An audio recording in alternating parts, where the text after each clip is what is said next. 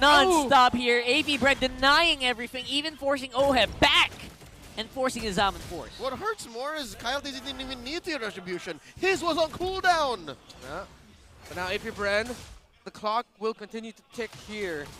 If they can get as many towers as they can, maybe down some inhibitors, some base turrets, with this next Lord push, it will be great. Because their lineup doesn't have the range it needs to really siege the base. They're going to be relying on the range brought out by an ultimate from an Edith, a human form of a Roger. Sieges will be risky for AP Brand, but they're still looking for plays. Aggressively, Open will still find the target, but no follow-up. Edward was way too far away now at that point, but they will still get a turret for their efforts. All right, so quite a bit of resources thrown out to survive and to threaten a push, but they will eventually take down tier 2 down bottom. Big Lord. AP Brand continuing slowly but surely. I think it's safe to say about 10 minutes in, AP Brand has slowed down. There have been less team fights in the later half of the 5 minutes than in the first, but just the same, minimum, they take one inhibitor. It still feels like AP Brand has a huge chokehold here, doesn't it? Right now, they're trying to exert that right into the fight here. No minions means they can't really push in. And the Blacklist trying to see if they can pick off someone, but with the big Lord Wave on top, this could be AP Brand going for the turret. And they're going. Good damage here coming in Just from very multiple AP low. Brand members here. Caltesi and Super Marco very low in. Super Marco diving in. Took a turret hit, but still relatively safe. It's AP Brand pushing up on mid as well. Oh. And Edward is the only one away from all of this, getting a turret on bottom. He's doing work, man. Yep. He has broken ground. That's the first turret pushed by Blacklist. Interesting item build approach here. Super Marco will not get the purple buff. AP Brand as intended. Fury Hammer doesn't full build it, going to Wind Talker, Endless Battle, and into the Malefic Roar. A unique approach here by this Roger, deprioritizing penetration, knowing that they are up against the Barretts and a lot of shields.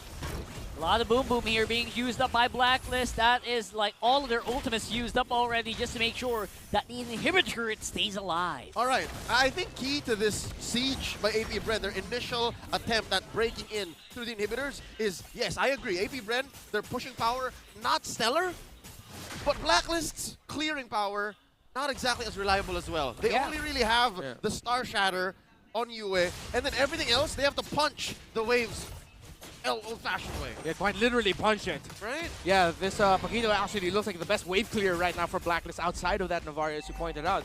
And Edward actually also built up a Sea Halberd, so he's really... is he going to be the presence for their anti-heal? I mean, Kimpoy has a dominance, but then again, the raw damage brought out there by a Sea Halberd on a Paquito is something you got to respect. They're hunting!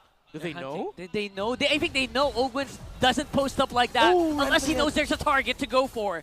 And that's going to force a flicker out of Edward. Agent Zero was spotted. What was that noise? What was that? And there you go. The sound effect from MGS. What are you talking about? What was that? I don't know. Lord spawns here. I will hide in a box. I will hide in a box. Upper quarter of the map, and it looks like they're not wasting any time. They're going straight for it, blitzing it. Yeah, there's no contest at all here for Blacklist. Basically letting AP Brand do whatever they want right now on the map, except go to the base. Yeah. Oh, DHS now for Super Marco. So, I believe with the build that Super Marco has, if ever they just need him to lock into the tower, they can. And if you actually revisit their lineup right now, it's 2 picks shy of being their exact M5 Game 7 winning lineup. You got a Fredrin, a Faramis, an Edith. And how they've been playing it is actually with few Ogun and Flapteasy. It's Kalteasy, Flapteasy, and few. Because Ogun's playing a little bit more of a pick-off type with his Earth Shatter. So it's Kalteasy and Flap juggling the initial damage, getting the vision. Few's gonna come in there if ever they need a quick escape with the Nether Realm or the damage coming out of the Ghost Bursters. So it's very nostalgic, actually, seeing how AP Brand have been playing this game. Really is. Right now, it seems to be go time for AP Brand. The Hive going steady here since Sui does not stand a chance. Gets spoiled up, pushed out. And right now, it is just one by one. Blacklist members going down with a Maniac for Super Marco. Quick and clean. All it took was 2 Lords and 2 decisive sieges. Even their own physiotherapy team can't believe it was over so quick. They were shocked. AP Bren, like yesterday didn't even happen. Yep. Super Maniac is back. Thought he was going to get a Savage there, but the last living member of Blacklist International went straight into the base at the right time to heal up. But yeah, again, a nostalgic performance by AP Bren with the picks they had and how they played it. There was barely anything that they did wrong here. Oh, And yeah. they were denying everything. Even the purple buff didn't stand a chance. Yep. And what's so scary about this, speaking as a fan of Blacklist, I'm going to put myself into an agent's shoes this time around. It's not like AP Bren went out of their way to scare Blacklist into different rotations. Yeah. AP Bren was just following the procedure, A, B, C, 1, 2, 3. We are a dive comp, and they were just taking things away from Black along the way. I think Blacklist going into Game 2, especially when we see the highlights, they have a lot to work on. Like, they have to definitely think about what kind of grab and what kind of rotation we'll do early on. But check this out. How do we not give the MVP to Super Maniac? Obviously. Reptar, talk to us about why he's the MVP. Well, you see that watch on the wrist of Super Marco? It's ice. It's cool. Probably really expensive. But hey, Super Marco got all the gold. And he didn't need to be babysat. Up against that Harith, he was mostly left alone in his lane, and that's the strength of the Roger. That's why he has risen up as a pick here. What did the watch have to do with anything? That's what I was going to You ask. really think about it, the real ones know. The real ones know, brother. He didn't struggle in the lane, and he found his timing. Again, one of the best things about this young man, this gold laner, to the point where, yeah, he was able to find him. 7 kills for AP Bren to end this, 7-0. Let's see the final kill score. Sorry, let me correct myself. 9-0. 9-0. But 14 minutes in. Not quite perfect just yet, because Edward did get 1 turn. Yeah, he got purple buff, orange buff difference. You saw it over and over again. Sunsui kept getting invaded. And that, again, is what we have to talk about here. When you have the Frederick, Paramis, and then the Edith as well, add into the mix the conversion of championship. You played a lineup where if you watch the documentary of AP Bren, Coach Ducky said, AP Bren's gonna come out wanting to punch. Let's just punch him back. You guys want to fight? You guys just want to box them? Let's do that. And that's what it felt like for AP Bren. Is it literally called a documentary? Yeah, oh, thank you.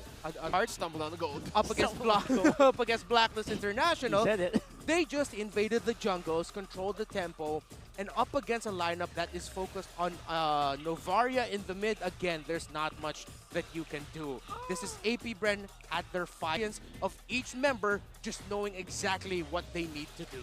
Looking at that last page of the stats, I'm feeling for solo. I mean, Yue. Yue was actually the one who dealt the most damage. Yeah. So even if their lineup was compromised, even if AP Bren was constantly in their face, he was doing his job as the Novaria, almost single-handed. Yeah. To follow through, it was so hard to capitalize. I saw he was hitting Kyle TZ a lot with big, but what can you do with a big chunk of health like that? You put it to 80% max range. Yeah, and you're up against a Faramis, so Yue did his job. But then AP Bren just ended up doing their job better. And in that scenario, and again, I feel that. That's why I mentioned ranked players of Novaria probably feel what Yue is going through, because I felt that personally. Oh. While we wait to get into game number 2, we have about 5 minutes before we go. We'd like to throw out a huge shout out to our restreamers from Luzon, He's Oh my North mom. America, Singapore, Malaysia, and of course our favorite Indonesia. Terima kasih, y'all. All of them are tuned in to witness our players fight for victory. All right, so with that said, wherever you're watching from, whatever time it is, salamat pagi, salamat mas matchup, we would like to thank our official sponsor. Big shout outs to Smart. Be part of the digital transformation in the world of connectivity. Say hello to convenience, flexibility, and local connectivity with a smart prepaid eSIM. Look at your QR codes on your screens right now. It's now available for digital delivery through the Smart Online Store for only 99 pesos. Scan that. Get your eSIM. If you don't have a Smart SIM, and I know we're on the English stream here, if you're going to try to scan that, I mean, you do you. But clearly, this is for the people with Smart SIMs. Hey, a good chunk of our viewers on the English broadcast are also still from the Philippines. So, That's true. maraming salamat sa inyo. Thank you. You know what it is. Okay, so with Sambal. that said, what? Sambal? Yeah. You say What was some that? foul? Spanish? Let's continue. It's spicy ketchup, as a woman Ah, would call okay. it. Well, now four, which again, more than us on the desk who's trying to figure out what's going on. I'm sure the pressure and the heat is on in the Blacklist International waiting room dugout. Like, Yeah. I'm looking at them right now. They're over here. Oh, they're over there. Over there, yeah. They're not even sitting down, y'all. They're all standing. They're all standing, and did y'all see if Haji was in the room? Yes. He was. He was. I actually passed by him earlier, like walking back into the venue here. He's here. I wonder if there's gonna be a sub. Real quick, while we wait for them to walk out onto the desks, let's hear from Abun Jingjing. Here's Edward. Medyo challenging kasi kailangan namin tulungan ulit si Haji kasi ang tagal niyang hindi nag-tank or post 5. Siguro mula season 8 pa yan, kumbaga 5 season na yung nakalipas. So kaya naman siguro yun, ano naman siya, tiwala naman kaming lahat kay Haji. Kaya alam namin na kakayanin niya yun. Kaya nag-agree din kaming lahat na sa papasukin niyang role. Para sa akin, medyo challenging siya na ako yung nagsa-challenge para kay G kasi, kumbaga, galing siya iba't ibang role, jungle, mage, tapos ngayon tank. Although, nagawa niya na yun naman nung MPL Season 8 at M3. So, tiwala kami sa kanya na magagawa niya ulit yun. Yung M3 Haji na tank.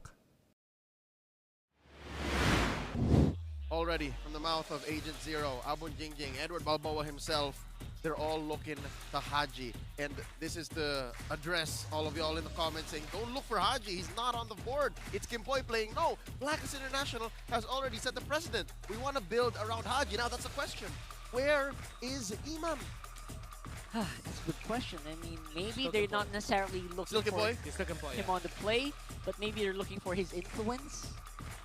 Maybe the way that maybe he can influence Kimpoy to become a better tank player. I mean, Renegade did admit last season that Haji did have a lot of influence in his style as well.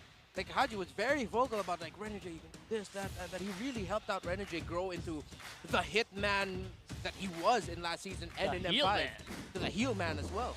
All right, well, thank you on behalf of the Hitman, Haji. That's why I want to see you play. I want to see you on the board. Let's talk about the top 5 contested heroes right now. Again, number 1 is still Matilda, followed by Nolan, Arlo, Minotaur, and Angela. I like how Angela just plays around the end of the stats. It's because she's such a threat regardless. Yeah, a big bonus to like certain comps, certain heroes, right? Like you want to combo that as much as possible there, and then a lot of teams not risking it. Yeah, especially that you have like the Barretts, the Fredrins, the Rogers. Even for some teams would like to run Angela Harris. And all we're available. in a dive meta. Yeah. When you're in a dive meta, it makes all the more the Angela. What was that? Diving. Hey, you can do it too sometimes, man. Come on. It makes it. All right. With a sound effect. It makes your engages all the more dangerous. So check out the draft recap from game number 1. Again, AP Bren, complete dive. Blacklist International, there is some engage range, there is some vision, but AP Bren never gave them that chance. And it seemed like the ramp up into the mid-game power spike for Blacklist wasn't as clear, especially if your opponents were so ready to punish. Yeah, the engages from Blacklist were soft, to say the least, right? Like, even with multiple people getting hit with final slashes, All right. what was going to happen after that? Gentlemen, can we agree that maybe going into game number 2 here, in hopes of seeing game 3, Blacklist goes blue and puts a healer or a utility support on Kimpoy. That might be step 1. You all Back agree? comfort? Yeah, like do their best despite the hack to put maybe a Diggy, an Estes, or one of those. Diggy it up. Never say no to Diggy. Yeah, and I mean, you can't say that you can't run utility healer roamers in this meta. Minana Ivas does it really well. Every day. every match that they have. Every match. Except that one Arlod game. That we do not speak of. Oh, that we do not speak of. Yes. Okay, I understand. But no, it's the same. It's blue side AP Bren. All right. Red side Blacklist. Bonchan really likes that red. The Yeah. swing. With me? You And should. of course, Fredrin, the easiest first pick for most teams. You can pick it on first pick blue and second pick on red. I harness it. Okay. Valentina. I like this, and of Whoa, course okay. they'll get the Matilda this time around. All Just right. to end up with the difference that they had from the draft. While we're talking about this draft, I just want to revisit the bans earlier. So the swerve here was that Blacklist International actually banned out the Barons. So AP Bren would still pick up there the Fredrin. It's still the same set of bans from AP Bren, but Blacklist International swerved their first 2 picks. They still got a mid laner. This time, Yue on a signature Valentina, but this time they get a Matilda for themselves. So this is what we were talking about here. Super heavy, man. And this also influences what AP Bren is allowed to pick up Yeah. by picking the Valentina early. So I'm with it. Alright. I like this already where we're going. To course correct for Blacklist going into game 2. Let's see if they'll match Netherrealm for Netherrealm if they pick up the Faramis here too. This is my tempo. Ah, no. They're not going to lean into that. Oh, None they of the go, above. they go Brody. They go old school here, AP Brent. This is their championship winning Brody. Still dive on dive, dude. Yeah. Like it's Dive on it's the dive. same tempo and I'd say trajectory as their game 1 draft. It's the same beat, a different song, but same beat, right? So yeah, we're definitely gonna see a lot more, something that's familiar here.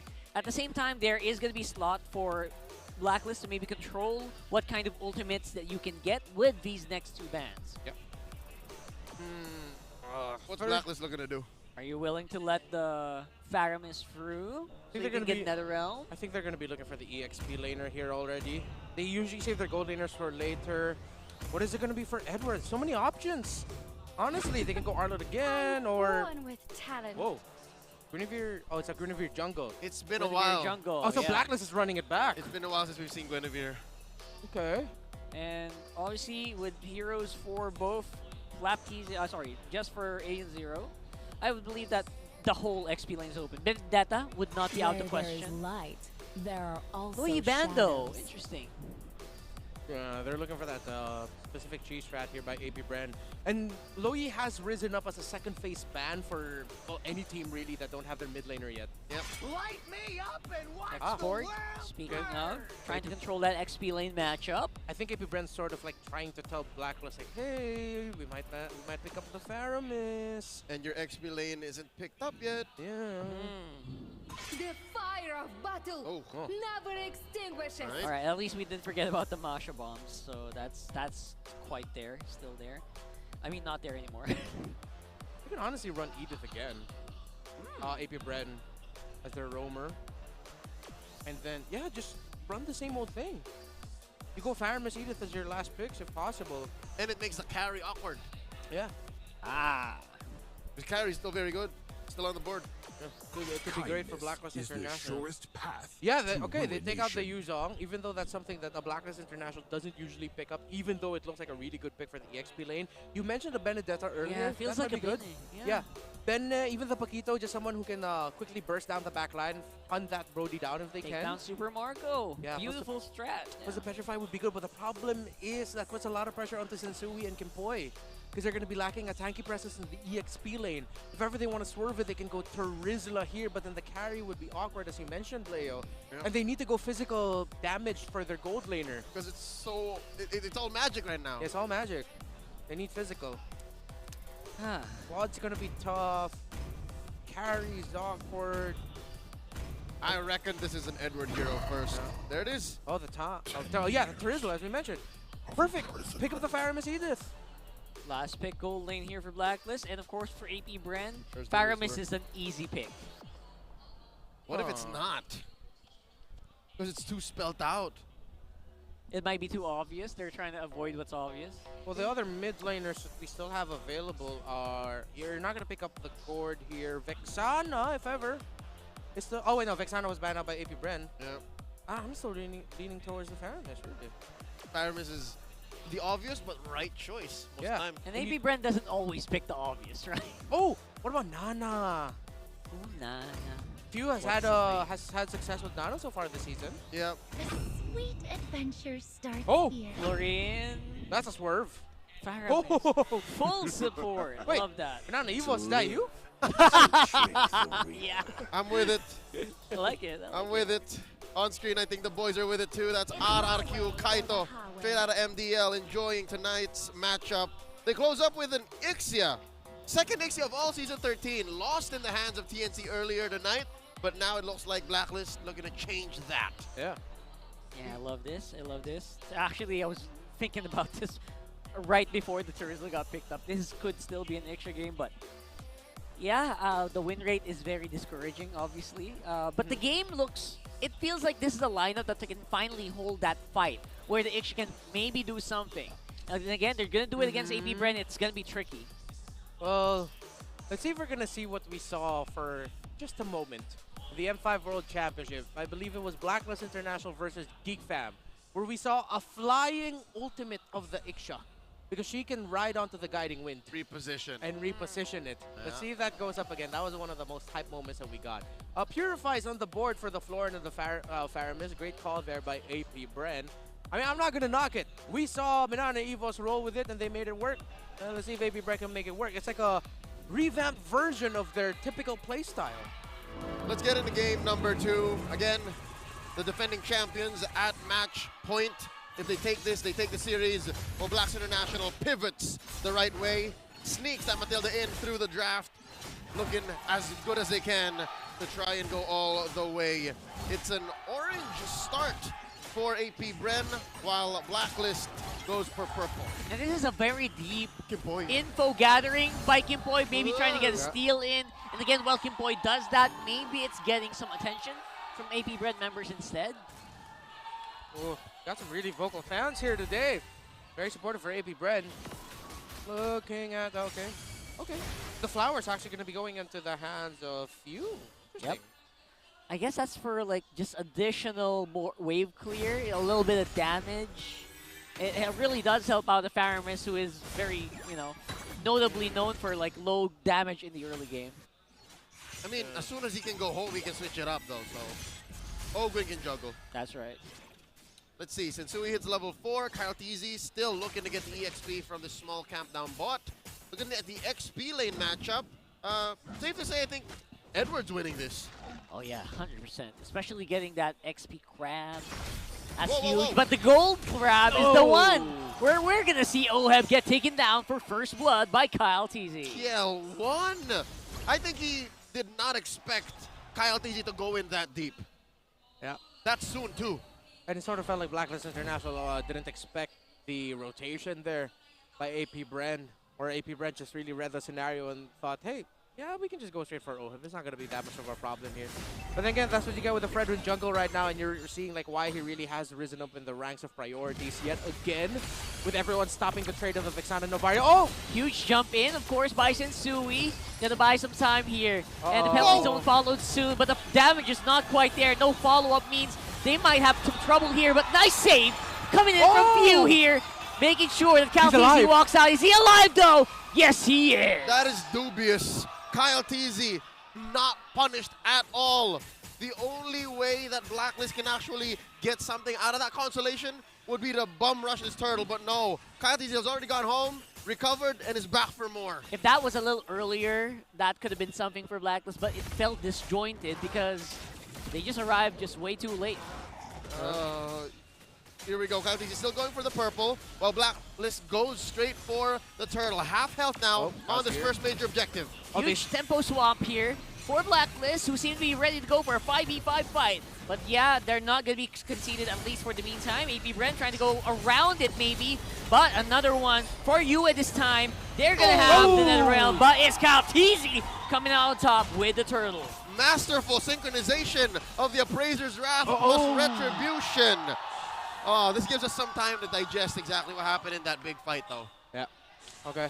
So, one thing I was looking for there very closely was who Edward will get with the penalty zone, if either team will stop hitting on the turtle, and if Kyle TZ, if he'll have that dash so he can get into the zone. So what happened was, that was a good read. In comes into Rizla, gets a 3-man, 4-man penalty zone if I'm not mistaken, but Kyle TZ wasn't caught out there. Yep, he was far off. He was far off. He had a room to maneuver just a little bit, so he gets a little bit in range of the turtle, so he was able to do that. And once he found the angle, Appraiser's Wrath to bring the turtle right below the threshold of Retribution, then Retribution right away. Yep. You could have sworn he had 2 thumbs. Yeah. Dash in and then click both. I feel like that's the exact reason why the Fredrin is just such an easy pick these days, right? There's just not many, what do you call that, substitutions for that combo with Fredrin, except maybe like Balmond. And not just, gentlemen, not just. He can do it with the ult, and he can do it with the first skill too. He can dash in and press both the first skill and the retribution. Good damage, either way. That's why, like, Fredrin speaks spiritually to me. I like getting hurt, and I like hurting back too. Spiritually. He is In both terms of combat the sports. setup and Okay. the payoff. Yeah. He is the setup. He is also the payoff. That's right. Oh. And he is the appraiser as well. Nah. Oh, all right, real quick, here's the game stats right before we paused in. We're at 3 minutes, 16 seconds, folks. First blood and the first kill going over to AP Bren, and they are, give or take, about 1,500 gold ahead. Whew. This is actually, again, pretty similar to what we've seen AP Bren do in the past. Maybe just a tad bit slower. Normally, they would be in a pretty comfortable lead by this point, right? So maybe Black was doing something here. Oh, we got something. Yep. Speaking something. Let's go ahead and hear from Edward real quick while we allow AP Bren to troubleshoot and get into the action. Let's hear from Abun Jingjing. This is Agent Zero. What's up? It'll be on screen in just a bit, folks. In about 5 seconds. Count it down. 2, 1. Go, Joe. Yung inaabangan kong team ngayon na makaharap this season 13, yung Brent. Gusto kong makita yung after championship nila kung paano nila tinake yun.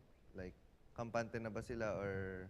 Pero hindi ko naman ito tinitake as negative. Kumbaga, gusto ko lang ulit silang makaharap kung nagbago ba yung playstyle nila or mas gumaan ba yung loob nila kasi world champion sila ng parang back-to-back, lalo na si Flap. Okay, so real quick for those of y'all who just heard that and don't speak Tagalog and didn't read the subtitles quick enough, Edward wants to see how AP Bren takes the post-championship run. If they're going to be complacent, if they're going to be nonchalant, if they're going to allow for that to get in their heads, especially how it will affect Flap. Yeah. And again, that question was raised because we've seen it happen to the world champions of past. Several times. It happened first to EVOS. They weren't EVOS Legends yet, were they? They were already. They were already EVOS Legends. Yep, It happened to Bren Esports after Very M2. specifically. Yeah. So now I feel like it's interesting because you can definitely say AP Bren have been handling the world championship pressure so well. Very well. But it's also a lot of people are gonna say that they can. You can say that AP Bren successfully handled the pressure if they end the season as champions. Oh, yeah. That's the tall mountain to climb for world champions here. It's either success again or bust. It's a catch-22. Yeah. It's either you did it or you didn't do it, and there's no middle ground. Like, you lose either way. Exactly. Because you lose yourself to the pressure of that or to the price of success. And we're going to have to wait and see if that's going to be it. Or, you know what? We're talking about, like, championships already. We're going to get into the Golden Road talk soon. But, yeah, for the meantime, we're back in the game. I just love how the crowd popped for our Marshall there. That felt nice. Oh, Bleed of the Heptases, by the way, for Super Marco. So far, so good here. Gold lane not getting much interference up until about now. Blacks International sending multiple bodies to deal with Bulletproof Marco. Deathless from game 1. Deathless so far here. About 4 minutes in. Let's see these builds. Yep. Full build already onto Super Marco. Still on the way to the Corrosion side is the Ixia. Rush onto the Dreadnought armor for the Guinevere. You need that to reduce the physical damage being dished out by AP Bren.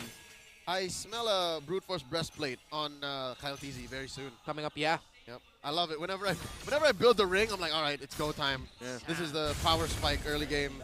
And look at this, they're cutting straight through. Like, I don't know how to feel it as OHEB, man.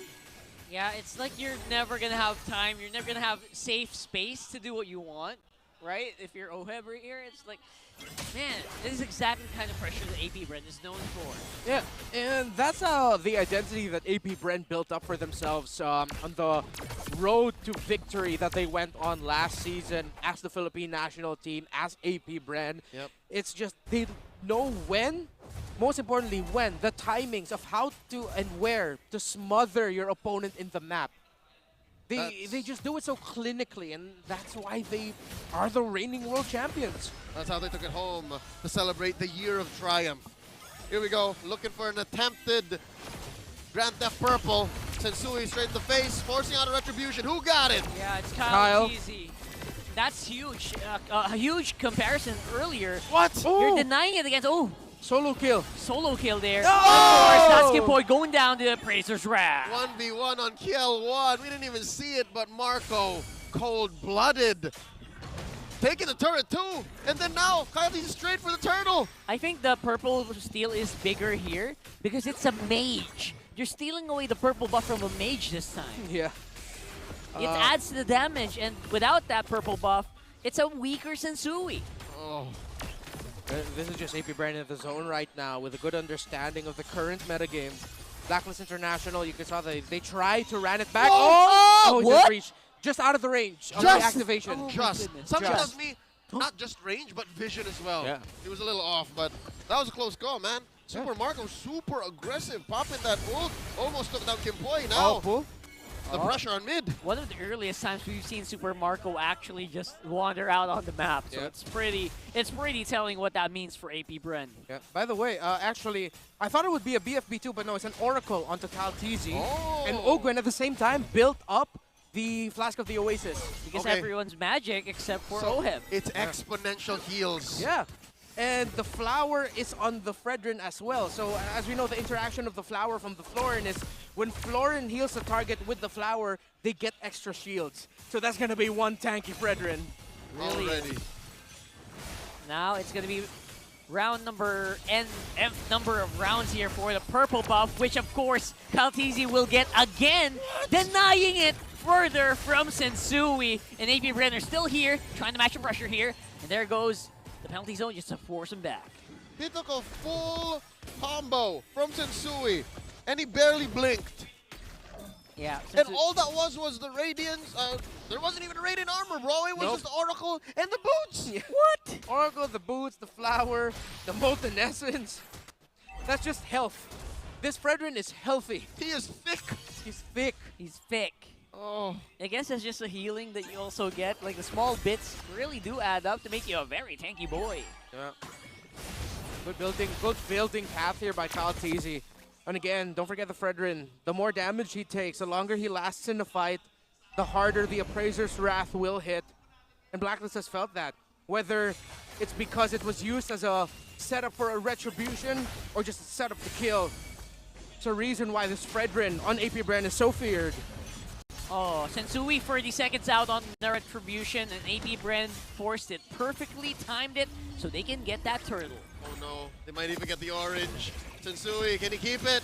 That might be too much here. Great knock-up when no damage on the Violet Requiem, unsurprisingly. Kyle still took and it. Kyle TC still gets it. What is that? He weaved it into or before the combo and used retribution there. He did not use it for the turtle. Yeah.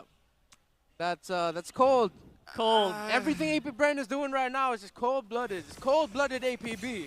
One of our good friends watching right now, Restreamer, Ray Ash, is just sad right now. Guinevere, this hero once had its peak, and now Sensui's struggling, and that's an understatement. Really is. Basically denied purple buff after purple buff. This time he gets it, but it feels like a consolation prize at this point. And now AP Bren still setting the tempo. Blacklist trying to be careful, trying to find an opening. It's only up to a DHS for Oheb. That's only his second item. Still going to be waiting for that golden staff. Because of the lead that AP Bren has brought up, you're waiting for one more item on the Ixia. 7K gold lead here, 9 minutes in. AP Red looking to collapse on this tier 1 in mid. You This haven't could be a fight. We haven't actually seen the full combo yet. There you go. Oh, Gwen. Not taken out there. A bit surprised, I think, is Few, who did have the no. Netherrealm ready. But that's going to be still turret going down for AP Brendo. Y'all see the synchronized retreat? AP Brand went up, Delta split, and they just left the cone of the full barrage. We haven't seen like a really effective full barrage as of yet, Nope, right? No. Almost 10 minutes in, and you know what? I think we should let Blacklist cook. Let's just Let 'em wait cook. for it. Yeah. They're not at the base just yet. Play it out. So this is this is still up to schedule. Again, we expected this much, and AP Bren would be super aggressive. Yeah. Key to victory for Blackness. Again, don't forget, it's trust the process. Trust the process. But this process is going to take quite some time. Even if I personally don't understand the process, Yeah. you gotta let him cook. You gotta let them cook. Sometimes the best dishes, you don't know what you're making. You just make something good. At least That's- yeah. That feels like a gamble Oh, they're going to Kimboy. have to make. As Kembali is Oh, quite no. deep, but the intercept from Flapteasy is actually pretty on point. Again. Edward is here. He's going to get pulled back Oh, and no. maybe go for his penalty zone, but that is a big force using Oh. the NetherRealm to save Edward as well. And everyone from Blacklist just pulling back. They have more survivability here in this game at the very least compared to game 1. Despite everything that's happening to Blacklist, I gotta say, that was a pretty good defensive play. That was a well-executed retreat. Yeah, sure. And now APB will just get this one without a problem. You see Sensui trying to find resources in the jungle of AP Bren. Oh no. Birdie call, pushed out. APB are just going to continue this. How often can they do that though, right? How often can they just back off? Backing off with style does not lead to better farm or EXP. Yeah. Yeah. It just keeps you alive. You still have to crawl back in a position wherein you're, presenting enough damage, enough CC, enough engagement range. So right now, Blacks International, I'd say they got to do their best to protect this tier 2 because this will allow for them to at least leave their base, at least get a little bit of their jungle. It feels like we're waiting for they're waiting for that wombo combo, aren't they? Yeah, and because of the pressure, Oheb will no longer build the Golden Staff. He's going to rush the Malefic Roar, I believe. Maybe even rush the Sea Halberd, we'll see. But just as then, Kaltizi already has the Blade Armor. Basic attacks, not going to be good. It's going to be a struggle for Oheb. So that means full barrage will basically be a wash. Yeah, he's going to feel the pain of his own barrage. Oh, that's not a good feeling, All right? for sure. Shields popped in mid. Shields popped up top. Bottom lane, yet to be touched. Here we go. Here comes the Lord. AP Bren not really forcing anything as of the moment, but that Lord is getting whittled down. Kembali, he's going to take flight here. He's going to retreat, but still taken out by Super Marco. His damage is just off the charts now. Sensui retreating underneath his base. Black's gonna lose their mid lane inhibitor. Bottom lane as well. Top up next. Yep, these towers are just not built for this amount of damage that AP Bren has right now with 12 minutes. Edward saved here by the penalty zone and the NetherRealm, but here comes the full barrage here, and we don't see the damage at all. He's also getting taken care of by Kaltizi from the back there, and that's a cleaned Blacklist base. Nobody died. Amazing. Again, it's the same defensive equity that Blacklist has, and I'd call that a successful defense still. They did not lose the game. No one died. It's something. It's something at this point that you can get if you're Blacklist International. It's a good thing that you got that. But AP Bren will still continue. Oh, they're going to catch out Kyle, but no. He's way too tanky. Yep. Kembali, he's in trouble here. Oh. Full-on combo from Kaltizi. Penalty zone as well. And there you go. We're seeing basically just survival for Blacklist. They're fighting just to stay alive. Oh, that was an Onyx sticker coming up from Kaltizi. I wonder What does that mean? what does that mean. I like it. Foreshadowing. I like the foreshadowing. By the way, Kaltizi, I love what he did there in the last team fight. All the members of AP Bren, or majority of them, were under the full barrage of the Ixia. But you saw Kaltizi, knowing he was in the best position to interrupt it, he actually went closer to the top wall. He ducked it and sat next to Oheb. Yeah, sat next to Oheb. Was like, I'm a combo you, taunt you, Appraiser's Wrath you. Could have taken him down if he took more damage for a big one-shot Appraiser's Wrath. Yeah. But if you're AP Bren, you're going to take that. You got to interrupt it and send Oheb back. Honestly, I was surprised he survived it, right? Yeah. Everyone would have thought he would have died, but yeah, big props. But right now, AP Bren just taking everything from the map. That's right. About 12,000 gold ahead, 14 minutes in. A Luminous Lord scored by our defending champions. Blacklist International, on the other hand, I'd have to say, every minute that Golden goes Road. by It's the lineup. that AP Bren does not win, Blacklist chances rise. Yeah. Ever so slightly. But with that show of force, that show of dominance in mid, I think AP Bren is looking at this Lord saying, this is the last one, this is it. Yep, and this Lord is not going to go down as easy as earlier, but look at that. The attempt from Kembali and Sensui to go for the combo, just going unnoticed here, and that is going to be basically AP Bren just enduring the full barrage, its full potential. Unbelievable survivability coming in from the Hive. Takes down Blacklist International. AP Bren back to form.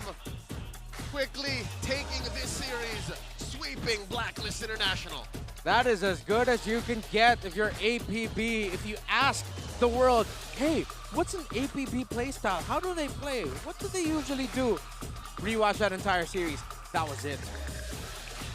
Well played. The Blacks International still in the midst of their process.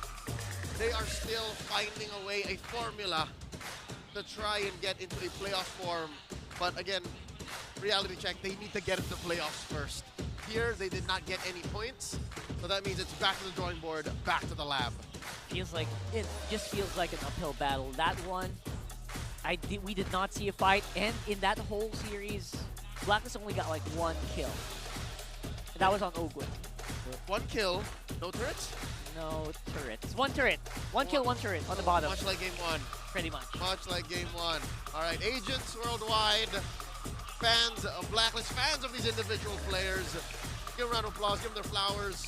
They need you now more than ever, because Blacks International, it's an understatement to say that they are working on things. That's what's going on. Dare I say, I hate to point out the devil in the details, but this is the most disheartened Blacklist to look after a loss this season. It really is. You can see it in their face. Yep. Well, on a lighter note, let's throw the stage. Let's hear from Mara and Hans. They're with Blacklist International's nemesis AP Bren. Buzz. Nakakasilaw sa galing.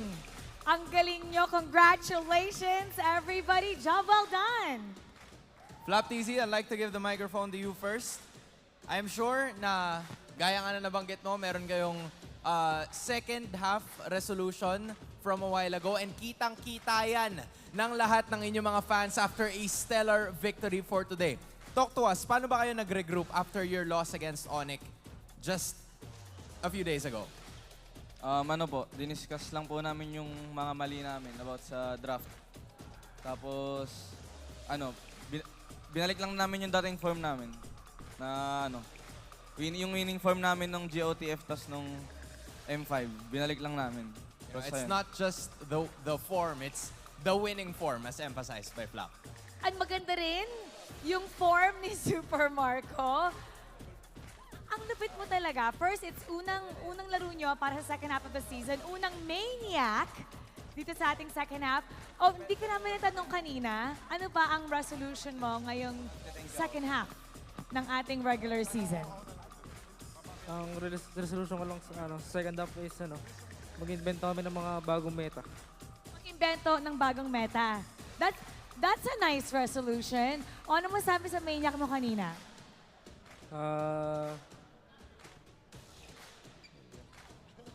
Ang masasabi ko lang doon, nakachambala ako.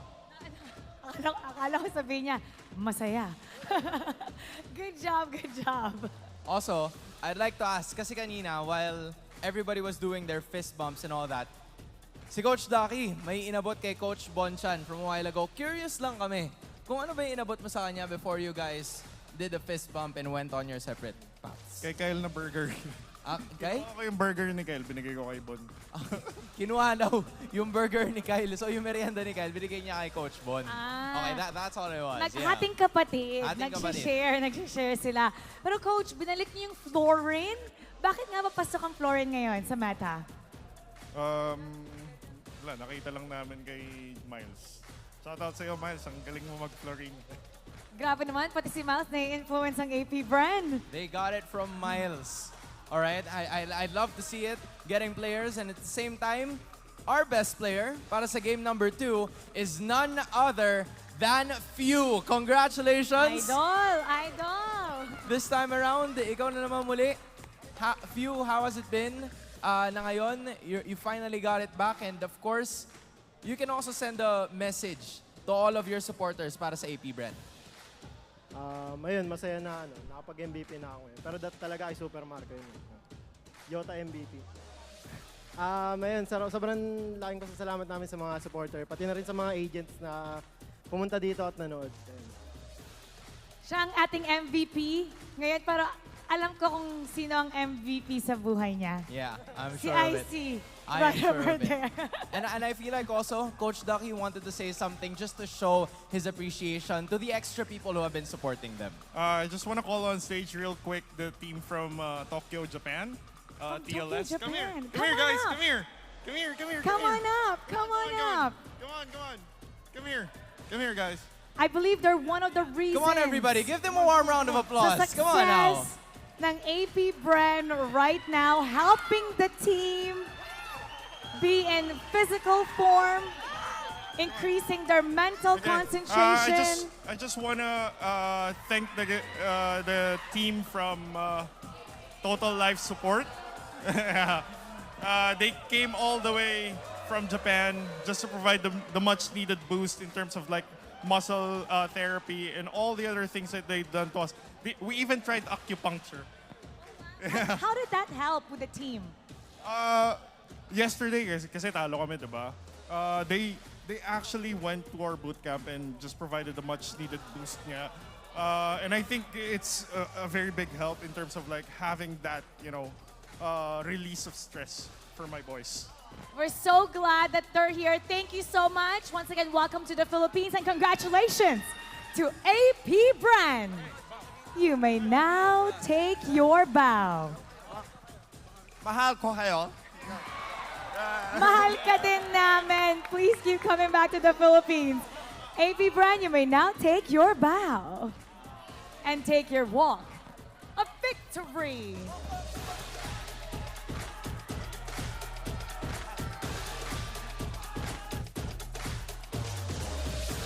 Alam mo, nakakatulong talaga yung exercise, yung stretching, yung acupuncture, naka-relieve ng stress, yun tuloy na suit nila ang kanilang kalaban. You know, I love the gesture coming in from, the Bees and their players. They really give appreciation and show it, especially to the people who have been helping them to get their winning groove back and have them join the winning walk papunta sa likod. And you know what else I appreciate and what I want to join us? The casters. Yep.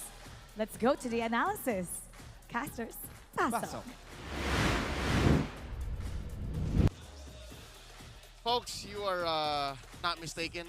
That was a huge group of Japanese young men on AP Bren's winning interview. But no, we did not suddenly change the rules of the league. We did not have a free agent window. Those are their physical therapists. And they are also partly to thank for Few's MVP performance. Yeah, Few felt like a doctor here with his own therapy, Netherrealm therapy type. Great timing on the Netherrealm. And of course, when you have a Faramis paired up with something like a Fredrin, a tanky, high-sustained jungler, you get invades. And again, this is the AP Bren signature. They know where and when to smother their opponents in the map at the right time. Whether it's rotation into the jungles or rotation into the side lane. See, that was a clutch Netherrealm coming in by Few to actually save Kyle Teasy. And great Ghost Bursters, great Ghost Stampedes. That was just a tremendous game by Few. And of course, that confidence that Kyle Teasy had in the jungle with how he was able to continue pressing forward again in this scenario. He is the roamer for the team alongside Few because Few can use certain abilities to go through walls and be mobile and then get out of harm's way relatively quickly. It was empowered by the fact knowing that he had a Faramis on him. And of course, early on, you saw that the flower actually went on to Few, the fact that he has Wilderness Blessing, and he ran with Inspire. This is the type of build you want to go for if your mid laner wants to get quick access to key abilities, exactly like what the Faramis needs, and wants to be able to move around the map. And of course, early on, Ogwin supported him well by making sure that, okay, Few, you go there, get vision, I'ma heal you up if ever you need help. We both have Purifies anyway to get away, and Kyle Teasy will always be looming by. Again, going back to one thing that the world has pointed out about AP Bren's play style, the buddy system that they like to pull off. There is always a member of AP Bren nearby or close by to another member of AP Bren. If ever Flap TZ wants to commit, that's because Kyle TZ is nearby to cover, or Fuse nearby to cover, or maybe even Ogwen. And even a little bit better for Ogwen. He doesn't always need to be behind because he has the Bloom anyway, which has global presence, a heal, and a little bit of damage dished out as well. So that's very happy. Goings for a dive heavy comp of APB. Again, just classic AP Bren. That's why our best wingman only really had 3 assists, is because these kills happen sporadically across the map, that Marco could be doing something else entirely. And DB in APVR stands for buddy.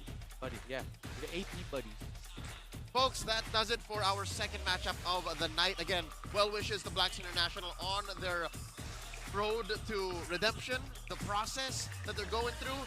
But for now, let's go ahead and check out tonight's final matchup. It's Onyx hot off of their sweep against the defending champions as they go up against a scorned Echo looking to bounce back. Gentlemen, this is a great way to end week 4. Spicy! Let's go! Yeah, if Onyx wins this, they go 7-0. If Echo wins this, they stop the streak. Acknowledge these two teams as we go into a break. You're watching MPL Philippines Season 13. We'll be right back. The 13th season of MPL Philippines is brought to you by the following sponsors. Smart, the official telco partner of MPL Philippines Season 13. Infinix GT Series, outplay the rest. Experience the MPL PH Season 13 action live at Shooting Gallery Studios. Tickets are now available on our official ticketing partner at /event.com. Don't miss any MPL PH action by following our official Facebook page and subscribing to our YouTube channel. Follow MPL PH and TikTok as well for more content. And don't forget to like, follow, and subscribe to the official accounts of MDL Philippines. To ensure the equality and fairness of our games, MPL Philippines is also monitored and supervised by the Games and Amusements Board. Generation Z. Authentic. Real. They thrive in the mundane. But, let's be real, nobody knows what they want. Only they truly understand. For real? Yeah, but that's okay. We get what you need. Guys, where are we going now? Anywhere! Mountain, beach, middle of nowhere! Why? Because we can! Well, let me help out. Smart 5G. Best in 5G coverage experience and best in 5G availability. Oh, wow! Those are a lot of apps! That's fine. When you got Powerall, you could do it all. Multiple apps? No problem.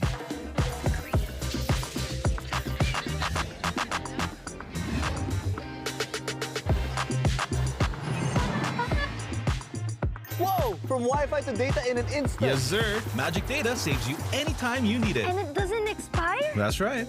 Cool! Ugh, dead spot. If only you could switch in an instant. Oh, wait. What? eSIM is that easy? For For real kasi! backed up by nationwide coverage. So, yeah, nobody knows what Gen Zs want, but we can keep up with real connection and real fast data. Live for real with Smart 5G plus nationwide LTE, Powerall, Magic Data, and eSIM. You guys pretty much know what we need. Live more today.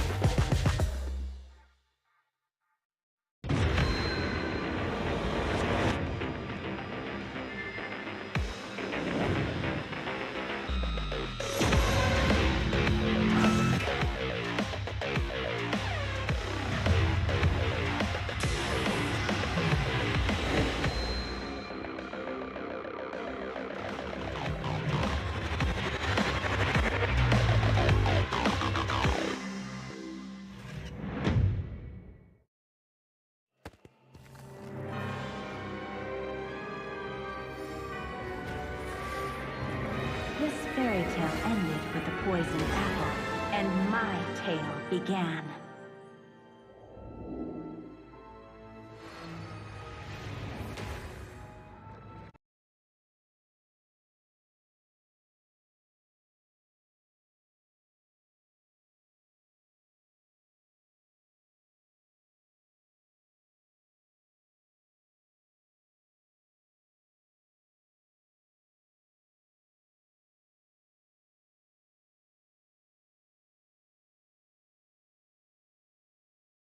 gunning for number 7 here.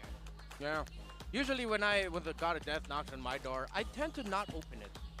Yeah. Why though? Seems to be the right answer. Yeah. They're going up against Echo, who is fielding their 5 that almost broke the longest winning match streak last season. Yeah, AP Bren were brought to their limit by this squad this season. And even though Echo lost their, can't discredit Zyda and outplays him. They have been one of the people, or 2 of the people, continuing the win. Discredit Manana Evos, but at the same time, now going to this matchup, Onyx, you really gotta respect that you're going up against the main 5 lineup of Echo. And looking at the way that they perform, this just happened before our very eyes. This happened underneath our noses. Look at how full Onyx approach to the game is, their fundamentals. I dare say, their Pentagon is more full than AP Bren up until last game's matchups. You're correct. I think they're the fullingest. If The there's a fullingest? winningest, there's a fullest. Correct. And compare that to Echo, who is juggling 2 rosters week in and week out, match in and match out. It's a level of consistency that most teams can only really dream of between 2 lineups. Reptar, talk to us about the Infinix Keys to Victory when it comes back.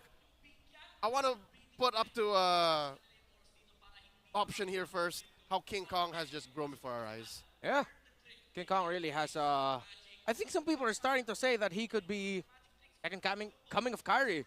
Got a handsome young jungler from the Onyx squad. Great with retribution, great mechanics. Made a name for himself in another team before transferring to Onyx. Like, there have been people saying it, like, the community's been quite vocal about it. Donning yellow as well. Yeah. And same glorious hair. Yeah. There's something about Onyx and their history of, like, lusciously haired junglers with letter K as their first name, letter. Real quick to run down the Infinix Keys to Victory, which you also very, very briefly. For Onyx, don't let the Orcas breathe. For Echo, learn the tricks behind Onyx magic. And for both of them, don't lose track of your priorities. Safe to say. Yeah.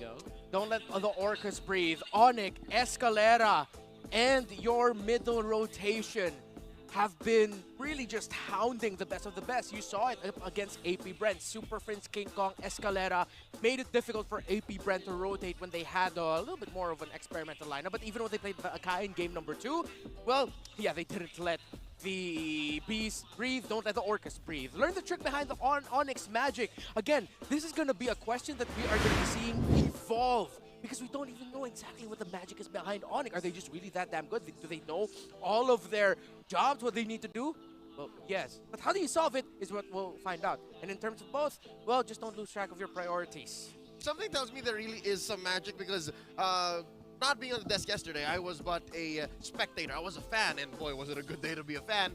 I could not put a finger on what exactly happened between the matches that these 2 teams were part of. When Manana Evos swept Echo, I was watching and wondering why, how. Again, 3 out of 5 were playing. It was a side outplayed variant. And then for AP Bren and Onyx, no one saw that coming. I did not expect for Onyx to sweep them that quick. So again, there really is magic involved here. There is things beyond just the game. Yeah, and again, a lot of people would question, is it about the tempo of the game? Did we disrupt AP Brent's tempo?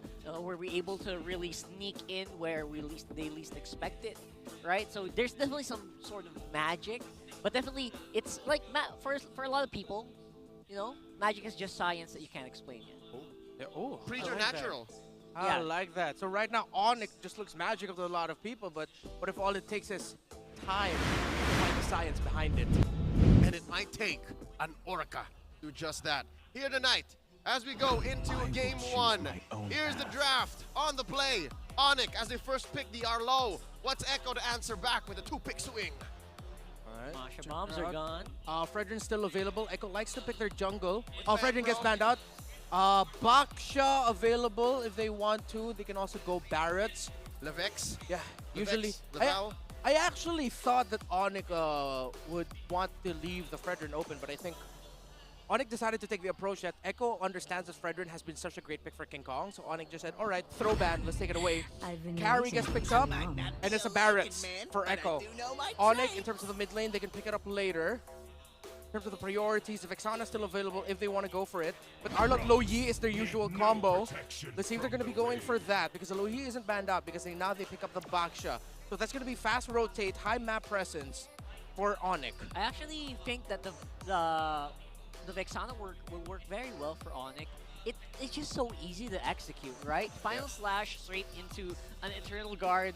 It's like half your comp's duty is done. It's so easy to just snap of a finger. Can't confirm, because even I can play mid now. Because of Vexana, right? Me too. Ooh. I got the skin. Yeah. It's worth it. Oh, you did? It's great. Shall reign And it is a Low Yi. It's Low Yi, though! Classic combo. Oh. Let's see now if Echo will get their EXP laner here. This, though, I do not wish to see in my ranked games. And it is. Don't try this at home, folks. There it is. There's the X-board. All right. So the magic is apparently, now you see me, now you don't. Now I'm here, now I'm there. With the Low Yi. It is in despair Literally. that I see the Now, fondest hopes. Echo taking away choices for Kelra. There's the Natan.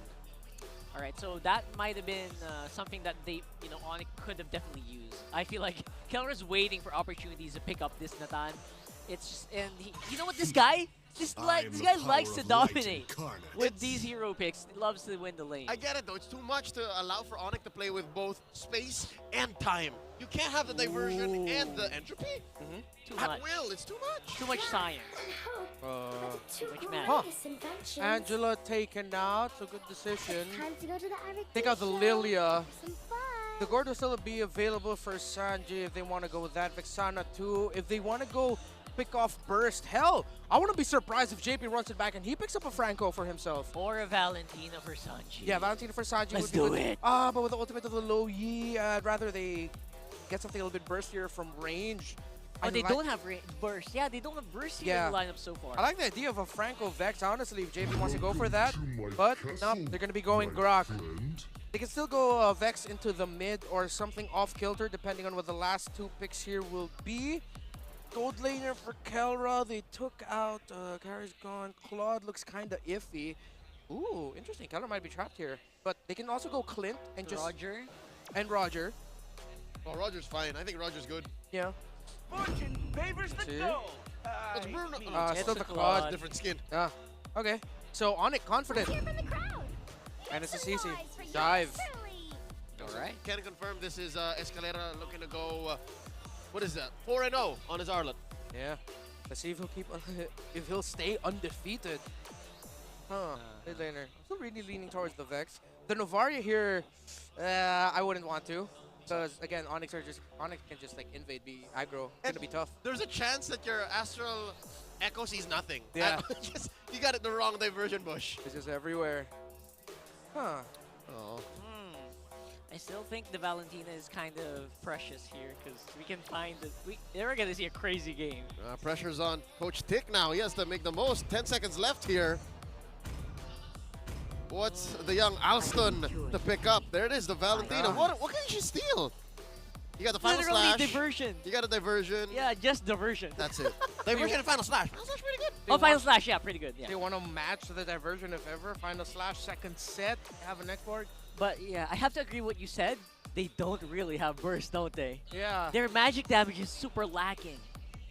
It'll be tough. It's just a Val. What a prediction, though. Look at that. 62% in favor of Onyx. Even with Benny and Carl in the lineup. The M4 champ lineup. As close to it. Yeah, no, JP definitely still was part of that lineup, yes. Yeah. And the world still believes Onyx might take this. Roughly 60-40. Here we go. One more look at the Game 1 draft by Onyx PH and Echo. Oh, man. A Purify on the CC. Yeah. They're also avoiding... They're up against a Grok and they're up against a Barret. Actually, one of the reasons why I didn't like the Claude is that you're already going up against two heroes that will make you struggle. The Barrets and then the Grok. So, of course, it makes sense that they build up the Purify. Yeah, for sure. I feel like the Purify is okay. And they're... You expect JP to go a little bit ham on these situations. Yeah. So expect that Purify to be very well used. Here we go. Game number 1. A purple start for both junglers. Escalera peeping in on Carl TZ. As an Arlet, again, he's very self-sustaining. and there's very little that Sanji can do early on. Let's see. Can they dance? Forcing out a retry. Dancing it out, Escalera as deep as it gets, knowing that Echo's early game basically relies on the Valentina. Yeah. Oh, Sanford. Again, this is the CC X-Borg mashup. They both can just heal through each other and just poke each other. That's for sure. Nice missiles. Try to see if they can catch him. Oh, they rode it, but there's a trap set up by Super Friends. Slayer, are they ready to go for the fight? Apparently not. That was a close call. You see how Escalera just vengeance in one more time. Just let me try this. Let's see. Let's see what I can get. Oh, kick Try off! as much as you can, though. Sanji's going to go down for first blood. Oh, and Escalera, look at the aggro juggle. Almost got caught by JP's wall. They get away with it. First blood going over to the Sonics. Yeah, quick decision actually by King Kong to change this rotation just a little bit. After he hit level 4, usually I think one of the reasons why Sanji stood so close there in the mid, because he was thinking, look, King Kong isn't going to show up here. It's not part of his rotation. He should still be somewhere in the jungle, maybe getting his Crammer, but no, he didn't. King Kong changed his rotation, went straight to mid. And there we are. They look like, everyone's like, oh my god. Look at the Echo in their camp wearing these comms headsets. Is Coach Tic Tac and Zyda. So the second jungler for Echo is actually listening in too. Can't confirm. Again, they kind of need it, right? They kind of need it for these swaps that they tend to do. Yeah. Not mid-series, right? They haven't swapped mid-series yet, Yeah. so probably no fear of that. Most likely that we will see more later on. We'd like to say hi and hello to the folks watching on the Tiki Talks. You can win and be part of the goodie bag lottery. Here's Rockhard going to be running down the feature. It's just so simple, man. Just go to TikTok and go to the MPL Philippines TikTok channel. That's at MPL PH_official. And click on the official live stream. Once you're there, click on the top left corner of your screen to join the goodie bag lottery. And you gotta grab that before the base explodes. Yep, again, this is your last chance to do it, at least the last series you can do it. So I don't blame you if you're too into the match, because I'm expecting a slobber knocker here. Again, the best of the best in the league right now, Season 13, are in action. So let this be a reminder, all right? Before the pause, we got a minute and 20 elapsed into game number 1. A very small lead for Onyx here, about 100 gold for that first blood. All right, this is small, but obviously Onyx, they play around these small advantages. Yes. They do it in a very, slow but steady rate, especially waiting for Kelra to go full ham. Yeah, it's quite poetic that if Onyx wants to end week 4 literally on top of the standings, they would have done so in the week where they defeated top 2 and top 3. This would definitely cement their place in Big 3 territory. Yes. This is their glory run, folks. To say that they ended round 1 on top is one thing, but to consistently do it in Season 13, going into round 2, that is a mountain that Onyx PH is looking to conquer. Yeah. Check out our junglers right now currently. Fully built tough boots for the young goat. Yeah. And as for King Kong, he has already the Dreadnought armor, which, you know what? If you were to ask me, if I was in this jungle matchup, I'm liking that early Dreadnought armor better. Yeah, because there's barely anything that, that they can do, right? I mean, this is exactly what you need to itemize as. Because, again, we're looking for Echo's early game damage, not really there.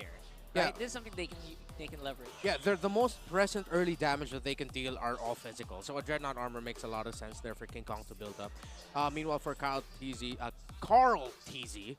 deciding to rush the tough boots, it'll then make me ask, what is he going to build up next? Is he going to go for the typical Molten Essence and then into a first build item, or is he going to rush the first build item just so that he can catch up in terms of the utility that King Kong is already providing? Looking at the lineup on Onyx PH, here we go. We're about to get the hand, and it's game time. I'm thinking he's just gonna go full on defense. Doesn't look like there's any room for like an Axe of War here. Yes. This Axe of War that you speak of is very for later. Yeah, it's a greedy build. It's what usually ranked games Barats look like. Look at the gold lane, man. We didn't really get to talk about the gold lane much. Yeah, the gold lane here for Kelra obviously will take some time. Yeah. Both of them rocking Brave Might, so I think Benny Cutie's going to be going for the tanky route. Let's see if it's going to be the type of... Is this 4 Brave Smites? This is the most Brave Smite I've seen. Yes. Yes, that is true. And Sanji even rocking another emblem that will give you health. Right now, though, Flicker being used, make basically a big out for JP.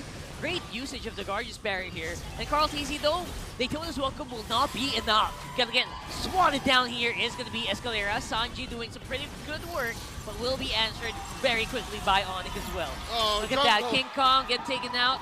Big boom booms coming in early on. Jungle on jungle violence. I'd call it a wash. Like, Onyx was in a little too deep, even if they did get the kill first. Yeah, and Onyx still sticking to their keys to victory. Smother your opponents. Don't let them breathe. And up against a team like Echo, they did it against AP Brand. They're doing it against Echo now. I think Onyx have just solved the top 3 puzzle. Control it. Don't let them control. Here we go. Meanwhile, one more time. We're going to see Wild Charge again being used by JP. Another great search here for Sanford. He's becoming such a nuisance for Onyx, dealing a majority of the damage in these team fights. No ultimate though for Carl TZ. No Detonus welcome just yet. Let's see. Yep, no surprises available because Super Prince is going to be forced into the pit. But of course, JP might be low. King Kong still gets that turtle though. And a great escape. Talk about magic. Super no. Prince. What? Sanford. Played it. Oh, that was too much. Yeah, but it was a trade nonetheless. 4D. Whoa. Sanford going in deep. That was a deep. Escalera making the most out of the vengeance heal that he got. Able to sidestep it and turn it into a trade in what could have been Sanford getting away with a kill on himself. Onyx, what a performance so far, but Echo are matching them punch for punch. Oh, final slash through the wall. Final slash. This is amazing. Just can I just say that the little minute details and just the calls that each player's making adds up. And eventually that's why this match is still so close. 4 minutes in, JP. Ho, ho, ho. Especially early on when they forced Flicker from Super Prince. And now it's going to be JP who's in the middle of it. Escalera, so aggressive right now on the Arlo. Will pay for it with his life. Underneath the turret is going to be JP and the rest of the Echo squad. But where is everyone now? Everyone's just going for the full retreat, using the diversion for a quick replenish onto the base. It feels like Echo saying, oh, you guys want to fight? You guys want to box? We will do that too. And I didn't expect that call to just go on Escalera. I don't know whose call that was. It looked like it was JP just straight up going, all right, let's just wild charge this guy. Again, the fact that you did not see it coming and that it looked odd made it all the more effective for Echo. It really did. Caught them by surprise. I'm pretty sure in Onyx's mind, all 3 of them, the roaming, the trio mid-roaming jungle, there's no way they're doing this. There's no way. Then they suddenly do. Yeah, just like that. Escalera once more using that flicker as soon as it's up on combo. With Carl TZ, JP, very tanky players here from Echo, just focusing on not dying. I understand now. The tough boots, keeping Carl alive a little longer to survive from Prince's damage. Yeah, just too much. Oh, look at that. Everyone's diving in. Man, that turtle's going down very quickly. King Kong might still get this, but the final slash might have been canceled there. Escalera, I don't think he's going to be able to do this now, but they're going to still try and see if they can get some damage on the Sanford, forcing a flicker out as well from the X-Board. That's amazing. Echo is playing Onyx team fight like they would juggle a turret's aggro. They're just moving from target to target to target, and they're getting away with big wins like this. And both teams are actually timing engagements so well. Super Prince, Eska, and everyone else on the side of Echo that has flicker. Because it felt like all of the engagement we've seen so far, it seems like, hey, they had flicker at that time? They did. They had it again? Yeah, they had it again. All right. We seem to be ignoring the elephant in the room. How did Kelra push that lane so quickly, alone? Yeah, what's he doing? He's doing everything on his own, right? He's been alone. For the whole time. Yeah, Benicurity hasn't gone down. It's just 300 gold lead, so it looks like it came from a play wherein Benicurity might have just been sent back at the wrong time, forced to retreat, go back and heal, and Kelra just went, all right, I'm going to take this tower. And at the same time, Benicurity, before anything else, he's actually, if I'm not mistaken, he's double laning a bit or getting a bit of resources from the jungle as well. That's how. Oh, that is a beautiful sweep there. Final slash into Super Princess Escalera's waiting arms. That was worth it, man. That's Sanji we're talking about. It is welcome here, activated by Carl TZ. He's under the turret, but he's actually the one getting the majority of the damage. Look at that. They're going to be able to survive at least for the meantime, but Echo are having a hard time keeping those HP bars up. Onyx threading the needle. They're still very aggressive. They're still on him. They're still here. They popped the Firaga armor as well. Non-stop action for Onyx and their playstyle. Eska. Bad spot. Escalera's trapped, and there you go. Another flicker. See, why did he have that again? And he's fine. It's not like a fully retreating flicker. It's more of a flicker to sidestep and get him into a better position for this turtle. This is amazing. Again, as Raptor said, totally non-stop action. The impactful plays from both Onyx and Echo. Let's see if Onyx will be bound for glory in taking this turtle. They will be. Super Friends. Enchanted Talisman Rush. Makes a lot of sense. Here we go. TP play, where are you going? They're going up on the mid. Relatively safe location, maybe focusing on the turret instead. Quick rotation there. Again, it came at no cost. Usually you would have to sacrifice time and space, but here they were just like, all right, if we can get it, we get it. If not, let's just do our thing. Maybe someone's waiting, maybe not. Yeah, a lot of the itemization of Onyx encourages them to stay in the map and not go home. Enchanted Talisman, quick mana regen there for the Low Yi. Already up to a Guardian Helmet for the Baksha, so that if ever he gets low, he can just stick around and get life elsewhere. And then, of course, for Escalera, you really have to commend how he's timing the use of his Vengeance. And, of course, basic common emblem on this roamer means he always has the mana to stay and fight. And that's why Onyx have been smothering Echo. And again, just for them to get this 800, another play, 1,000 gold lead, they relocate themselves, zoning up top. I don't think they see this rotation. They don't know. They don't. They missed. They totally missed. See King Kong, which he is right now, showing himself. But yeah, that could have taken someone by surprise very easily. And they just barely missed each other. If Onyx or Echo took the different route through the jungle, they would have bumped into each other. Oh, for sure. Now let's see where Onyx will go to next once the diversion is up. In Indonesia, I believe it was the mid laner of Rebellion with a Low Yi signature pickup as well. They often go for the flanks. Let's see when Onyx will do that. Echo, on the other hand, they're still trying to get farm up onto Benny Cutie. It's a 2-level gap between the Claude and the carry. Diversion again. Carl TZ is in trouble. Again, it's a game of inches, and now it's Sanford. It's Sanford who's actually being caught here. Has the Firaga armor pop, but he does have immortality, so still relatively safe. And maybe that's some time. Maybe that Firaga armor regenerating might be enough time for maybe Onyx to go for a Lord take. He's okay. They're okay. All right, about 5 seconds until the Lord spawns here. Upper quarter of the map. And Echo are forced to stay on their side. Yep. Oh my god. It's been a relatively close game, but Echo can't cross the river. Yep.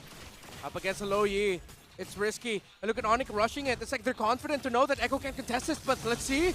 Yep, Carlthys has Radiant armor, so he may be confident that he might take up a lot more hits than usual.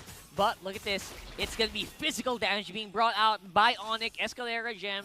Close by is also Kelra, so they're waiting for either one of them to make a move. Hard reset here as both junglers try to go for their buffs first. A few more seconds until Bennick can get the orange. And now King Kong served up his purple. Now we're back to the dance. Lord here approaching 3/4 of his health. Positive play, no need. Right now, as Carl TC is the target, he's half HP, but the rest of the team of Echo is here to try and stop the rampage of the Sonics. And we can see that they take out one, taking out the Escalera, and Gem will fall as well. That looked really good for Echo. Scary for a bit, but they won it overall. Wow. Again, in a snap, I could have sworn both of them wanted to engage. Yeah. You can see there actually in the bottom left corner. Well, wait. Super Fritz Kelra, can they? Will they? King Kong gets stopped. But he's here. He stops it. Benny Cutie secures that Lord. The Baksha Unite was just stopped right there. If he could have gotten through, if he weaved himself through, he would have gone through the wall and then maybe got the retreat. Yeah. And now Echo with the Lord can push out Onyx. It's been a while since they've been in this position in the losing scenario. As we look at the replay, where are we going to be looking at? To Escalera, you can actually see in the bottom left corner of your screen, right before that play, he called it. He was screaming, I am going to set it up. But they didn't expect the Benny Cutie would be coming in late. The late entry help secures 2 kills for Echo there. And Echo just handled the rest of that so incredibly well. Oh, that was a more fragile approach than I thought. Again, the aftermath of that clip Yes. There was no retry. They both tried to use it earlier in that fight. He was just going off of Baksha Unite and then maybe a second skill. That's all that King Kong wanted to do. They're milliseconds apart, right? Milliseconds apart of this joint mid, and Echo basically took over after that. Yeah. No, JP. Oh! Home. Foresight by Super Prince, dodging the wild charge flicker.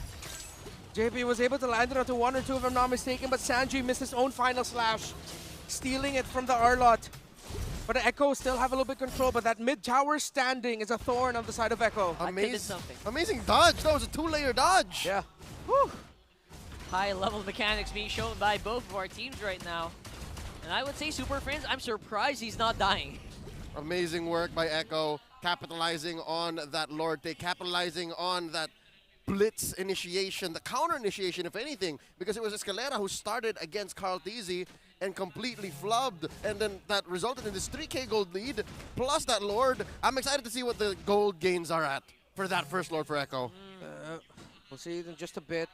Almost at 1,000, maybe around 700 gold lead here for Kelra, but Ben Cutie should be able to already deal a healthy amount of damage again. That's a carry, mainly dealing true. And you see there, the gold benefit for Echo, 2,000, almost 2,500. And all the time, Kelra just not joining the fight. That makes sense, because again, Onyx was sitting at maybe 400, 500 before that Lord fight. Yeah. And now it's like around 2.3, 2.4. So, another thing I'd like to point out there for Echo is the... Oh, sorry, for Onyx rather. Super Friends already up to a glowing wand. So that's one of the reasons why the tanky front line of Echo take a lot of damage from the low Just like that. Just like that. You saw JP's HP basically go from 100 to 40 in one combo. Forcing him to do the WC, the DWC there. Defensive wild charge? Sneaky. Yep. Nice. Where are they going? Where are they going? All right, they're just resetting. Road trip. So that they can diversion elsewhere. Again, diversion's at max range now. Yeah.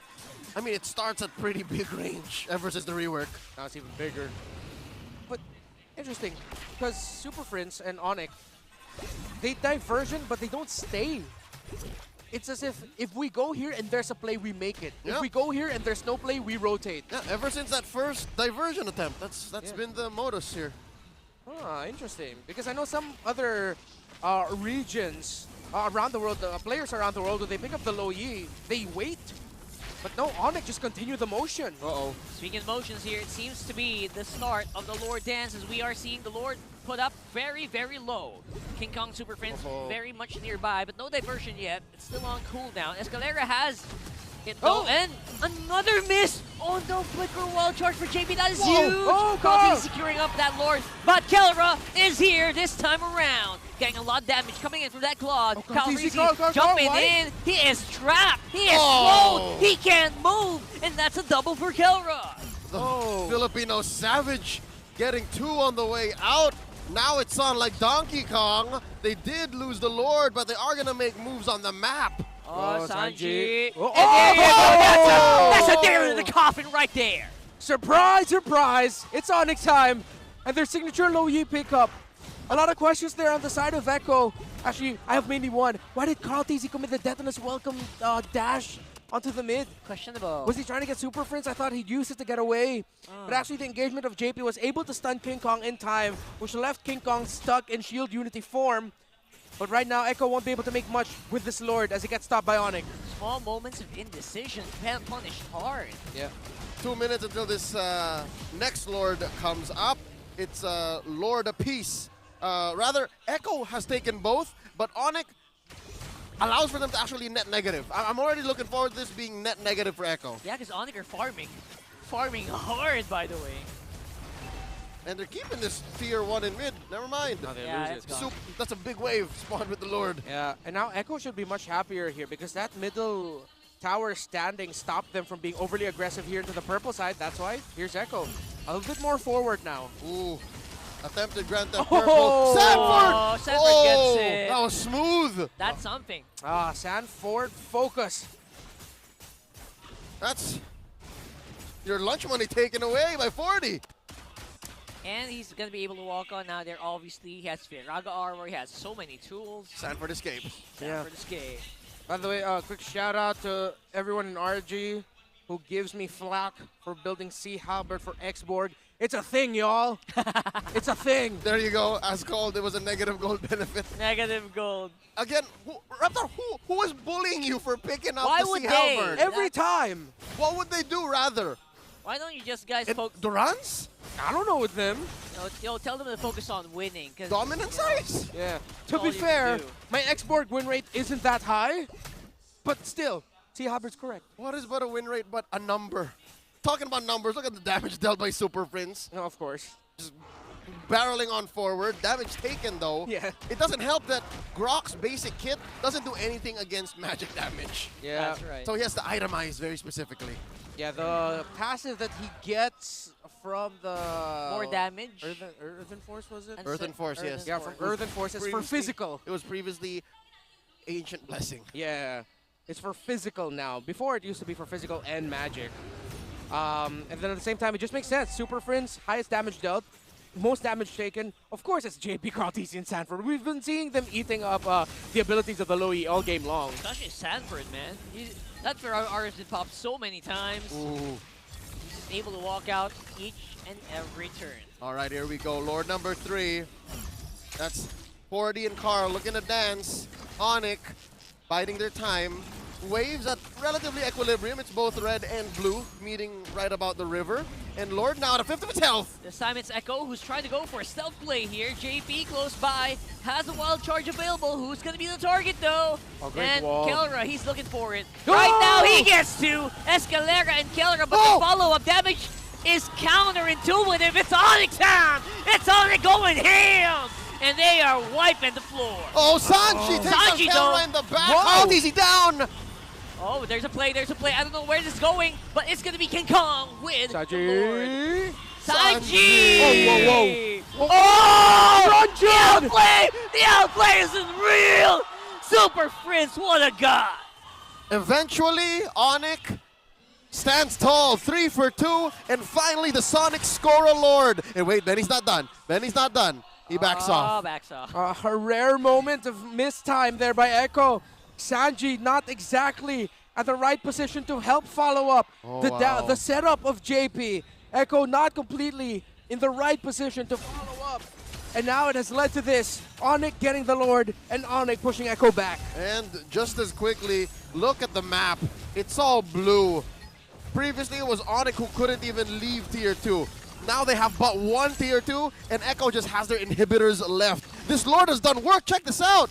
It actually penetrated bottom alone. Wow.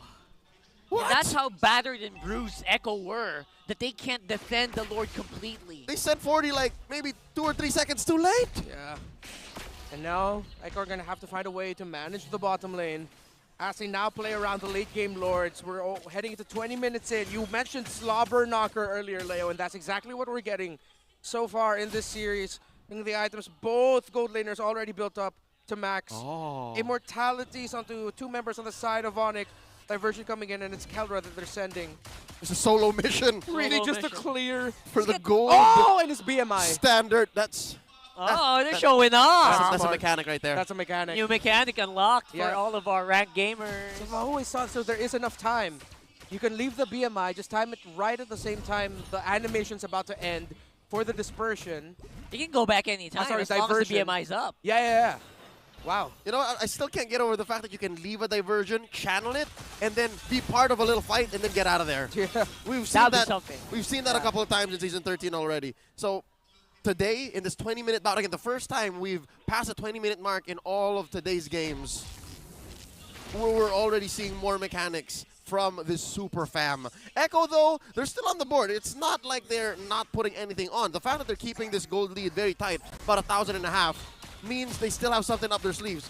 What is that, though? I'm struggling to find that because Onyx seems to have got them back-to-back in 2 team fights. You're showing off right now, though. And to a good effect. They're getting gold for Kelra, so that's still effective. I mean, we also have to acknowledge the fact that the combination of the rotation and the dispersion together, again, if you hit the opposite mark of the yin and yang, there's a little bit of like a pullback. It's a tempo breaker for team fights for Echo. And at the same time, Escalera just landed a really great final slash that broke the tempo of Echo's team fight. That when you saw Sanji was trying to get through from the back, the moment that final slash hit, that's when Sanji sort of like double guessed himself, like, oh, should I still get close? All right, I'll wait for Kelra instead. He was able to get the pick off on Kelra, but Sanji just couldn't join the team fight. He just had to settle for the pick off. Loi's like the original tempo breaker for... Oh, what? What just happened? This is the second time we've seen Lord flicker like that. Yeah. His animation was cut short by the Grok's wall. The wall. Yeah. Guardian's Barrier does that. Anyways, back to the dance here. Lord approaching half health. Look at this, Benny Cutie hiding in that bush. Sanji sent home. Oh, Escalera with the roam boots. Yeah, JP looking for another target here, maybe for a Flicker Wild Charge. But JP, I think he bumped into a wall here, and now everyone is dancing around the dispersion this time around. It's Echo still running for the hills here. JP, the tanks are gone. Sanji's probably next here. And Carl TZ is the last remaining guy. Benny Cutie somewhere on the map. He is going to get taken out by Gem as well. Kelra 1v1 with the literal great one, Carl TZ. Oh no, that was a 4 for none. 4 for none. Oh dear Lord. It's still standing, by the way. Lord wasn't touched. Yeah, no one decided to commit it. It's just Carl left, and all he can do is stand and watch as Echo have crumbled in front of the Hedgehog. It's 30 seconds before the next Echo member. This is Dear done. God. The Super Fam are on a rampage. Go! What a show of force, a show. Game 1, drawing first blood need to do, and that's why their communications and their execution is so on point. You attack that. You attack what you think the enemy needs to do. That too, that they know what it's back. It's back. Onyx Magic is back. And right in the nick of time. That's amazing. Onyx Magic V2 seems like a very... Yeah. They go full force with King Kong and Kelra. It's starting with MVP. Reptar, who we got? It is. But how Super Friends has reshaped the meta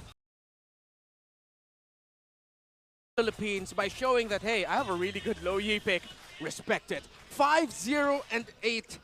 Super Friends finally this season. We hyped him up to be all the way back in MPL Philippines Season 10.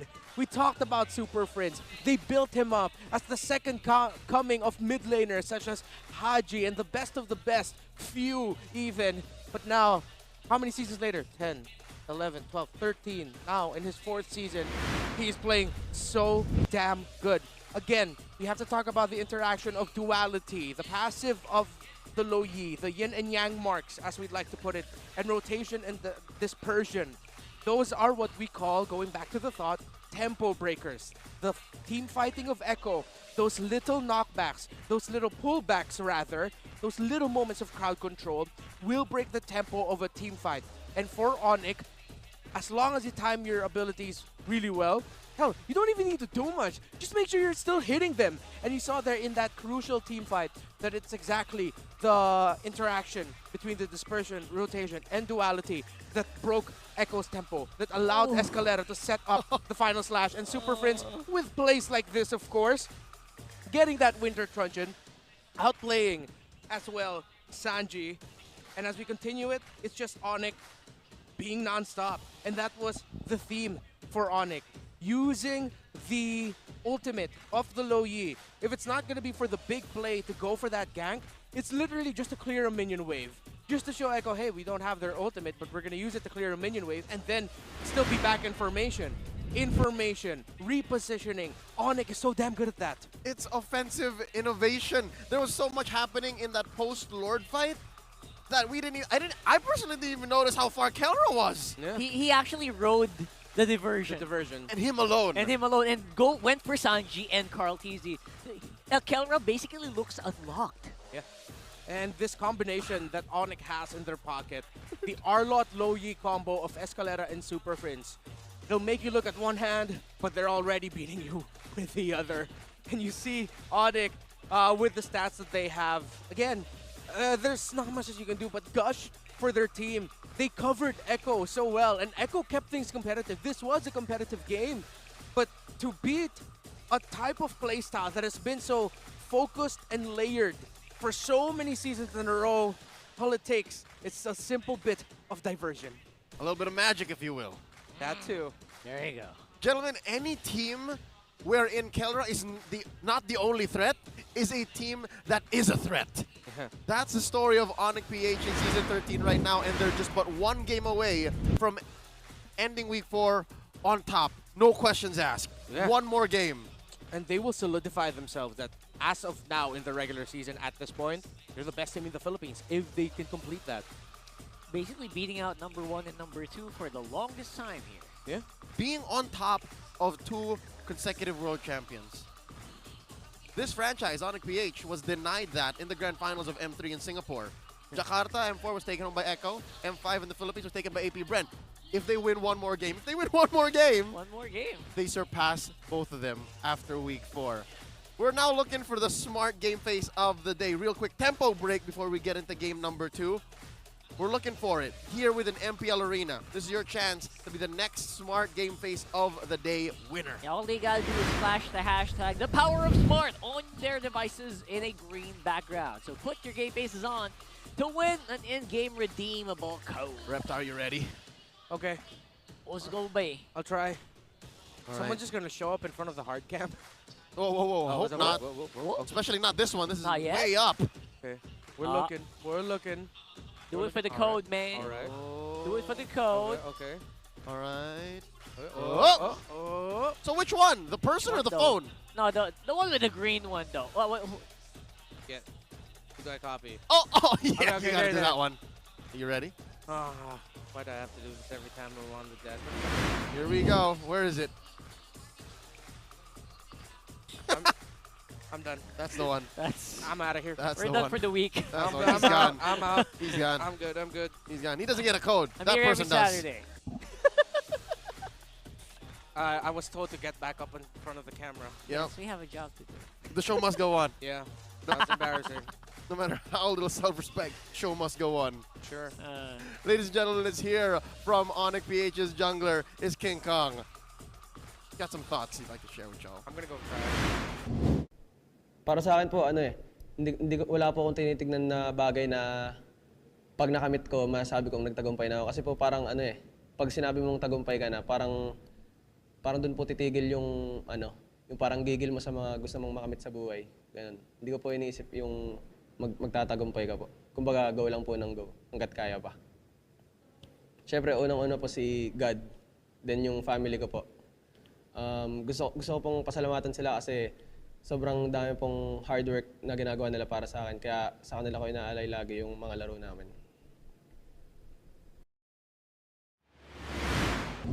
All right, for those of y'all who missed the subs or do not speak Filipino, for King Kong, he does not want to acknowledge victory. He does not want to think of anything as a job that's done. Because that means if you do, there's nothing left to do. He just wants to keep going. Everything is just a notch on the belt, and GG go next. Yeah. Just be non-stop. It's what I get from King Kong, and I can really respect that. Well, before we get back into the match, we'd like to let everyone know that you can assemble your own community tournament, be a part of the E-Project, Esports for Everyone, and show the world your impeccable esports prowess. And all you can do is, of course, scan the QR code below for access to tournament mode, free in-game items, diamonds, and all that. Just scan it right there. That one. Okay. You missed it. For the 5 of you that didn't, you didn't. Rewind. All right. Okay. Scroll back. Now, back into the action, about 2 minutes until the draft begins. Are we expecting a switch up of sides here? Would Echo want to go blue? Yeah, definitely up against Onyx. And that Lo Yi is a big pain. Just take it out. Just take it out. Forget about it. Louis, forget about it. Yeah, forget about it. Chip, please. Please, someone play Chip. Now, I just want to say, technically, we did see Chip. As a ban. Not even that. What?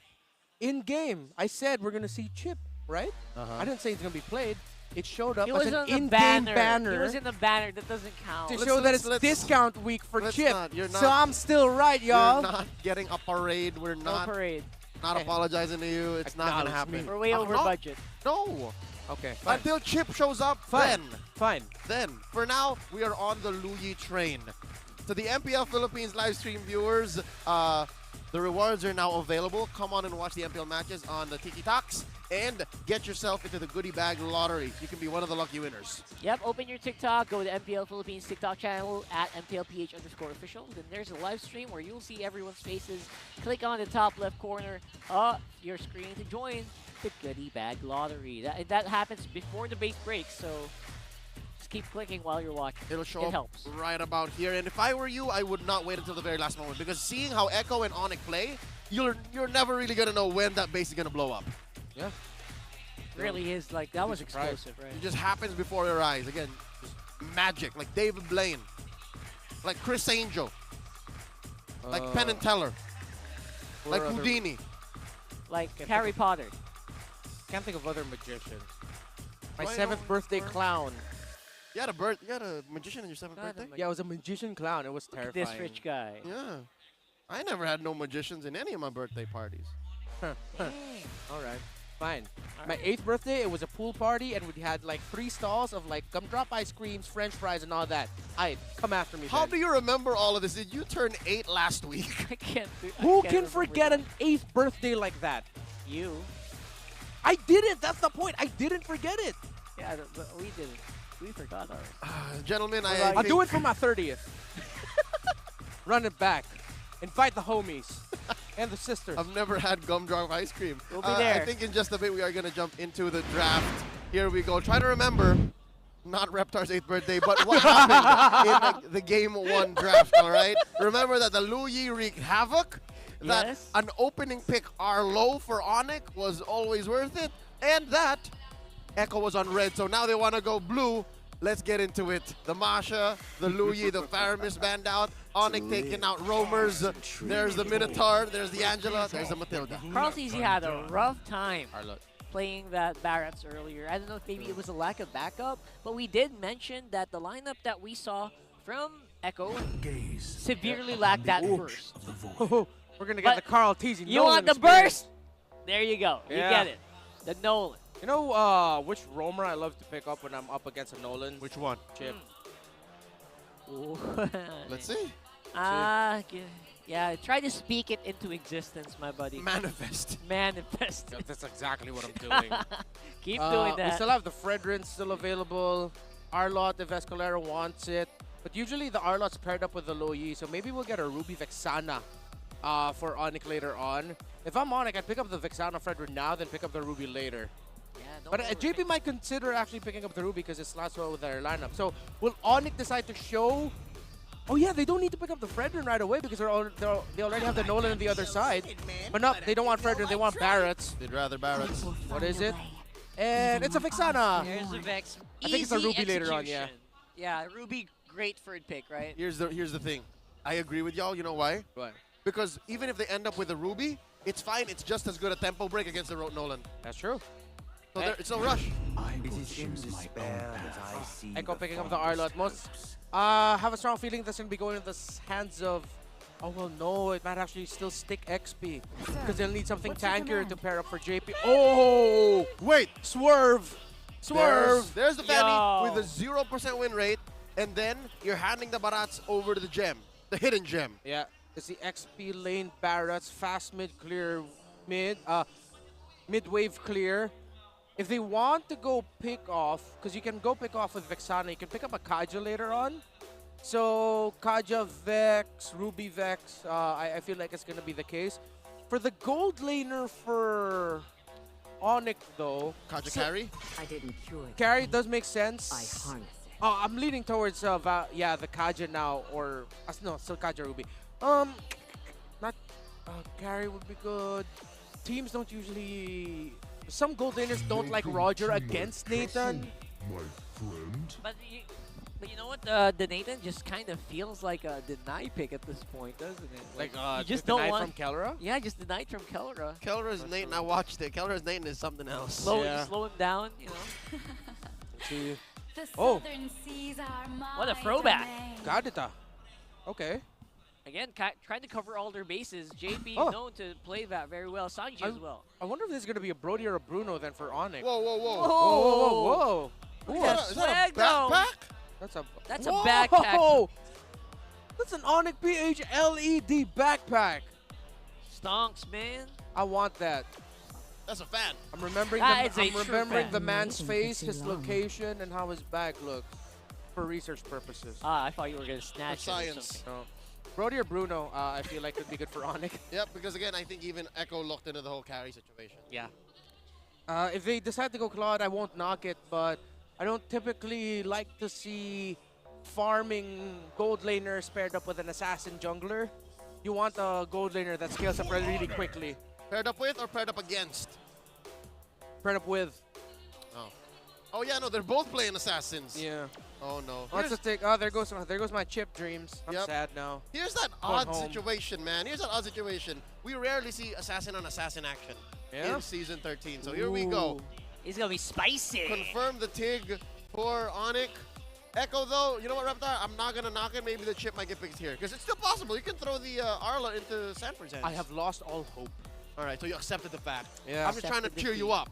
It's okay. He's just trying to, try and lower his guard so that he's going to be super excited when it does come out. Yeah, no expectations, yeah. so you're always... Was it Kaja, Franco? The Minotaur's gone. Minotaur's gone. Oh wait, you just say Ruby. Begins. Yeah, it's Ruby now. Ruby. Very no frills. No frills here for Echo. Straight up So, into. what's the best gold laner here for the gold standard? Let me see. They need some basic attack strength. I wonder if they'll consider Beatrix. Old classic. Like Wow. just- Yeah, old classic. It's funny because it's always going to be... There's a Roger. Whoa! It's always going to be in the hands of Kelro, but yeah, the Roger's just too good right now. Yeah, Kelro's brave, fam. Kelro was like, huh? What do you mean some gold laners don't like picking up Roger against Nathan? I'm not most gold laners. Well, that is true, though. He's the gold standard. He's a gold Literal standard. gold standard. He's proven against Bren, and you know what? It's his time to prove it against none other than Benny Cutie. All right, let's get into it. Game 2 draft confirmed. And this is for all the marbles. If you're talking about being on top for Onyx PH, for Echo, they're just trying to take it all the way. Looking at the battle spells spread here, both gold laners rock and purify. I got kind of lost in the beat. It's hard not It's to. right behind me. Just consumed you. It just consumed me. Yeah, literally, the Echo drum is behind Reptar. Yeah. I felt it in my stomach. What more are you? Yeah, I felt the adrenaline in my soul. And I see, you mentioned consumption. You mentioned something consuming me. Gem and his Barretts. The Detonus welcome. How will it come into play here for Onyx PH to again be the tempo breaker for the lineup of Onyx? I thought you were going to say, like, you said Of Echo. consumption, nom nom. Nom nom. Barretts. Delicioso. Well, it is about dinner time here in the Philippines. Plus, hey, hungry. GMT for all of y'all watching all around the globe. That's a purple start for King Kong, and Kyle Teasy going for the orange first. Oh no. That's a very deep dive here for Escalera, who is going to have that, still has that, what do you call it, flicker. Yeah. So, The man didn't get to knock back the purple buff of Cartesi, unfortunately. I think that's what he was trying to do, but he ended up just knocking back the little purple dog. The little baby serpent. The little baby serpent, yeah. is that actually Little Serpent? It looks like it has 4 legs. But they're both serpents. The other one's just a baby. Maybe that's So- his name, Serpent. Do their feet get cut off when they grow up? That's dark, man. That's dark. We're not here to discuss the anatomy and the biology of the buffs. We're here to call the match. Kyle Teasy, it's level 4. Look at King Kong trying to find Sanford. And there you go. You have a Fanny, you gotta use it. And this is the exact way that you use it. First blood coming in for Onyx. Bottom lane, though, there seems to be some action here. Yep, Flicker gonna be used this time around for Escalera, but there's the boom boom that you expect coming in from a Nolan. Okay, so instead of converting into kills, Kyle Teasy gonna try and get these small camps. Whoa, whoa, whoa, look at this. Oh, Lord. They're chunking away at the gold shield. They removed the whole thing just because of one back from Sanford, one death from Sanford. That's money. And that's actually been the trend for Onyx in this series so far. In game number 1, the moment Onyx would see Sanford, immediately just use all the skills, take him down, take him out of the fight. I mean, they were respecting the X-Borg, but now with them focusing Sanford early on here, it really does feel like Onyx respects what Sanford brings to the table for Echo and how important he is for the team fights. Yep, most teams would bear down on the gold. Here they're saying, you know what, 40, It's you we're afraid of. We're gonna try to take you out of the equation early on. Purple buff taken here by King Kong first, while Caldeezy makes way for his. We're getting ready to come in to the first turtle of the game, but seems Echo's taking his sweet time. Blew up Super Friends like it's nothing. Nani? Was that Osanji? Was that what? It's a combination by JP. He also used his... Why am I blanking on the ultimate of Ruby? No, it had no ult yet. No ult yet. No Oh yeah, ult he's yet, only bro. level 3. That was Osanji. Yeah, that was all Sanji. That was just burst. And there you go, Gem. flicker forward by Gem. Nom, nom, Nicholas nom. welcome straight up into Sanford, but he's still alive. Able to put off the final slash. Oh. King Kong comes down on top with the turtle. Oh. Fight's ongoing, but look at that. The power of the fracture. The power of the Nolan. They fed this Nana something else because Sanji got another kill there. That hurts. We're gonna have to check out what is his emblem. He doesn't even have like a full build just yet. He rushed the penetration boots. Yeah, the magic pen boots. And I mean he does have rupture, but this is pretty much basic for a Nana. There's nothing special about It's, it, right? it's magic worship. They're just catching Rupture. everything. Yeah, they're just catching everything. Interesting. Huh, all right. It seems that King Kong's not going to take this lightly. Tries to get one attempt on the Sanji just to remind him that, you know what, there's a Fanny in this game, man. Give me lethal ignition. A lethal ignition. There it is. I'm like, that's the There old. it is. It's been a while. It's been a while. Say you're old without saying it. Yeah, definitely able to burst down targets within that time frame to deal extra damage. Amazing work. Still, Three-step process. Still though, I think this is a match you can call down the middle because Onyx walks away with the objectives, but Echo gets the kills. Yeah, and Caldeezy just having a field day as well. So both assassins from both teams actually just taking whatever they want on the map so far. Well, no. Trying to see. Okay, King Kong's going to be heading for downwards trajectory. Gold laner still relatively close. So a lot of the happenings are really just around the center of the map, the river. The objectives. And the XP lane. And prior. the XP lane, yeah, with Sanford getting some flanks. Gem, dominance ice. So he gets a little bit of the anti-regen that Onyx needs to dish out against Echo. And of course, an enchanted talisman, a key item actually for Super Friends. Because as much as possible, they want to maximize Super Friends' presence in the map alongside Escalera, knowing that their combo is just so deadly. But Esca, yeah, if you're talking about combos that are deadly, this is something that Escalera somehow is surviving for, at least for a few moments. JP forces a flicker out, just tries to steal alive. King Kong, he's not going to be in a good position to go for a fight. He is out of energy, forcing them to back off. Damn, Carl got away. I really thought King Kong would finish him off. That was an anime fight right there by the little golem. And a literal anime fight because he has a Mikasa skin. Yeah. Okay, now back into the dance once more. I think both teams understood that that wasn't the real fight. That wasn't the real conclusion because even if Escalera died, neither team actually pulled the trigger and said, you know what, we're leaning hard on this, it's turtle time. Yeah. Echo will still be able to get back here to contest it because purple buff timers, Fanny needs to get hers first. Caldeezy already got his.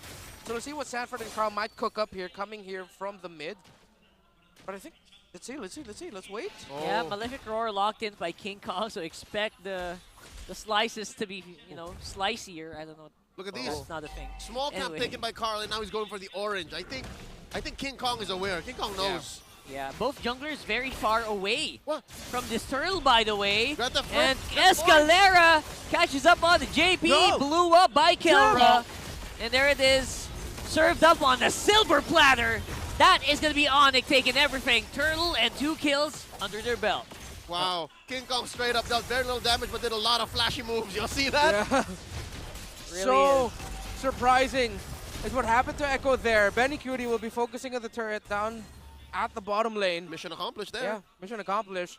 But Gem, how he uses this Barrett, he doesn't, as much as possible, he doesn't use the flicker alongside the Detonus Welcome initially. It's that when he has a catch is when he'll use the flicker so that they can get a sure kill. And Super Friends is always just there to follow it up. The last time we saw Gem play the Barrett for Onyx PH, same thing. We saw the same thing. That's why I said earlier, you know, this is so easy to execute. Just get a target, Eternal Guard on that guy, he's probably going to die. It's a different take on the Minotaur plus Vexana we saw in the early weeks of MPL Philippines Season 13. It's more just now pick-off. They will grab one sure kill and then just function as usual from there. Interesting approach from Onyx. They definitely shrank that gold lead from Echo and have successfully denied all turtles so far. Yeah, interesting. It sort of reminds me of how RSGPH were like in Season 9, where it was like, kill first because we really want the objectives. It's the old death. Oh, Esca! Oh, Escalera, of course, gonna get a lot of time here for JP. He can't move. I feel so bad for JP. He can't do anything. All right. The answer from Echo, though, happens cross-map. They're looking to find King Kong, but look, the onslaught. Oh, no, wait, they're still going? It's King Kong finding them instead. Oh. Oh, look at this. 2 assassins on the bottom, though. This could be spicy. Carl almost got him. Almost. Almost. And again, with how Nolan works, that's Carl being able to place the rifts and make the most out of it at the right time. Almost caught by rift damage. Yeah. If only King Kong left maybe a second later, he would have died. Yeah. There was one remaining there, right? There was like literally one rift. Yeah. He almost blowed up. And I'm also reminded, actually, that Onyx love to blow up their opponents with this Tigreal and Vexana combo. When the Vexana came up, I've forgotten that this is one of their constants as well. If there's Arlet and Lo Yi, on the other page for Onyx, they also have a Tig and a Vexana together because of just how long you get crowd control if you get caught. And like, what, a good 5-6 seconds where you can't do anything. Big reminder that Echo's lineup is so squishy. Like one of the squishiest ever. Even with a Ruby there, even with an Arlot. Arlot's an assassin, by the way, official game classification. Yeah. So, and his tankiness comes from lifesteal. Yep, he has to clap back for him to be able to peel. And the fact Onyx went EXP Barretts, they actually have another tank alongside the Tig. It's a tanky, 2 tanky presences compared to like relatively just 1 on the side of Echo. Technically 2, but again, based off of lifesteal, where Onyx can literally just send their front line to stand there and take damage. As we look at the items, the Antique Harass prioritized by the Ruby and the Arlot because of what they're up against, but now they need to build magic defense. They don't have that quite yet. Still just a robe there for Sanford's Arlot. Still waiting on the other magic defense item on Echo. Check this out. Escalera holding that bush. He's in perfect placement for a flank. They don't know. That's how many? 4 dudes that he can catch in his Y bush. Eska can set up a play of the game. For the sneaky. Whoa! He goes straight for the Nolan. Unbelievable. Carl Daisy's on the run. Jam caught up with, of course, Sanford now. Killer's very close by. But look at this. JP got deleted there.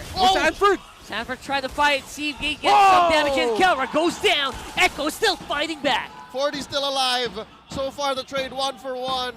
But I'll be damned if that's not an awesome play y'all saw Escalera set up. Echo just knew how to respond. Wow. Escalera, he could have gotten for the big ticket play, but he said, no, the ticket is the Nolan. I will find the Nolan and prioritize him. But Echo were able to respond, as you mentioned, and Carl TZ able to get away at the nick of time, almost getting taken down by Kelra, but able to dash right away. And now it's a reset. Now it's a reset.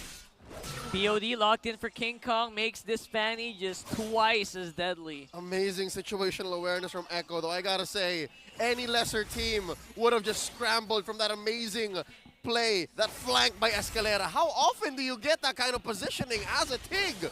And basically, I don't know, the mindset of Escalera is just so clear, right? Oh, I can go for the four-man implosion. No, I go straight for what I need, what the team needs. That too, more importantly. Right? Amazing. It's just amazing. Yeah. And now with their Fanny, Onyx can actually open up the map. Ooh, Katizi finds... Oh! Gets the info in King Kong. We're going to see a 1v1. Are they going to go for it? Here we go. Oh, King Kong. He knows. Wise move, though. Wise move. Yeah. Aware. All right, so this Lord staying quite low. Both junglers very far away. Yeah. JP and Sanford looking for a position to maybe make an entry play. Yeah, and Onyx know where Carl TZ is coming from because they saw him at the bottom side of the map. Oh, Carl! Oh, Carl TZ jumping in on the Kelra, puts him on the half. Attacks. That might make it hard for the jungler here to make something with the Lord.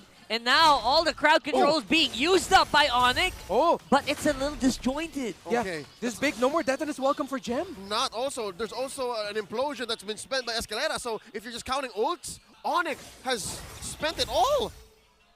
Oh, Sanford, great positioning. He can come in with a flicker final slash.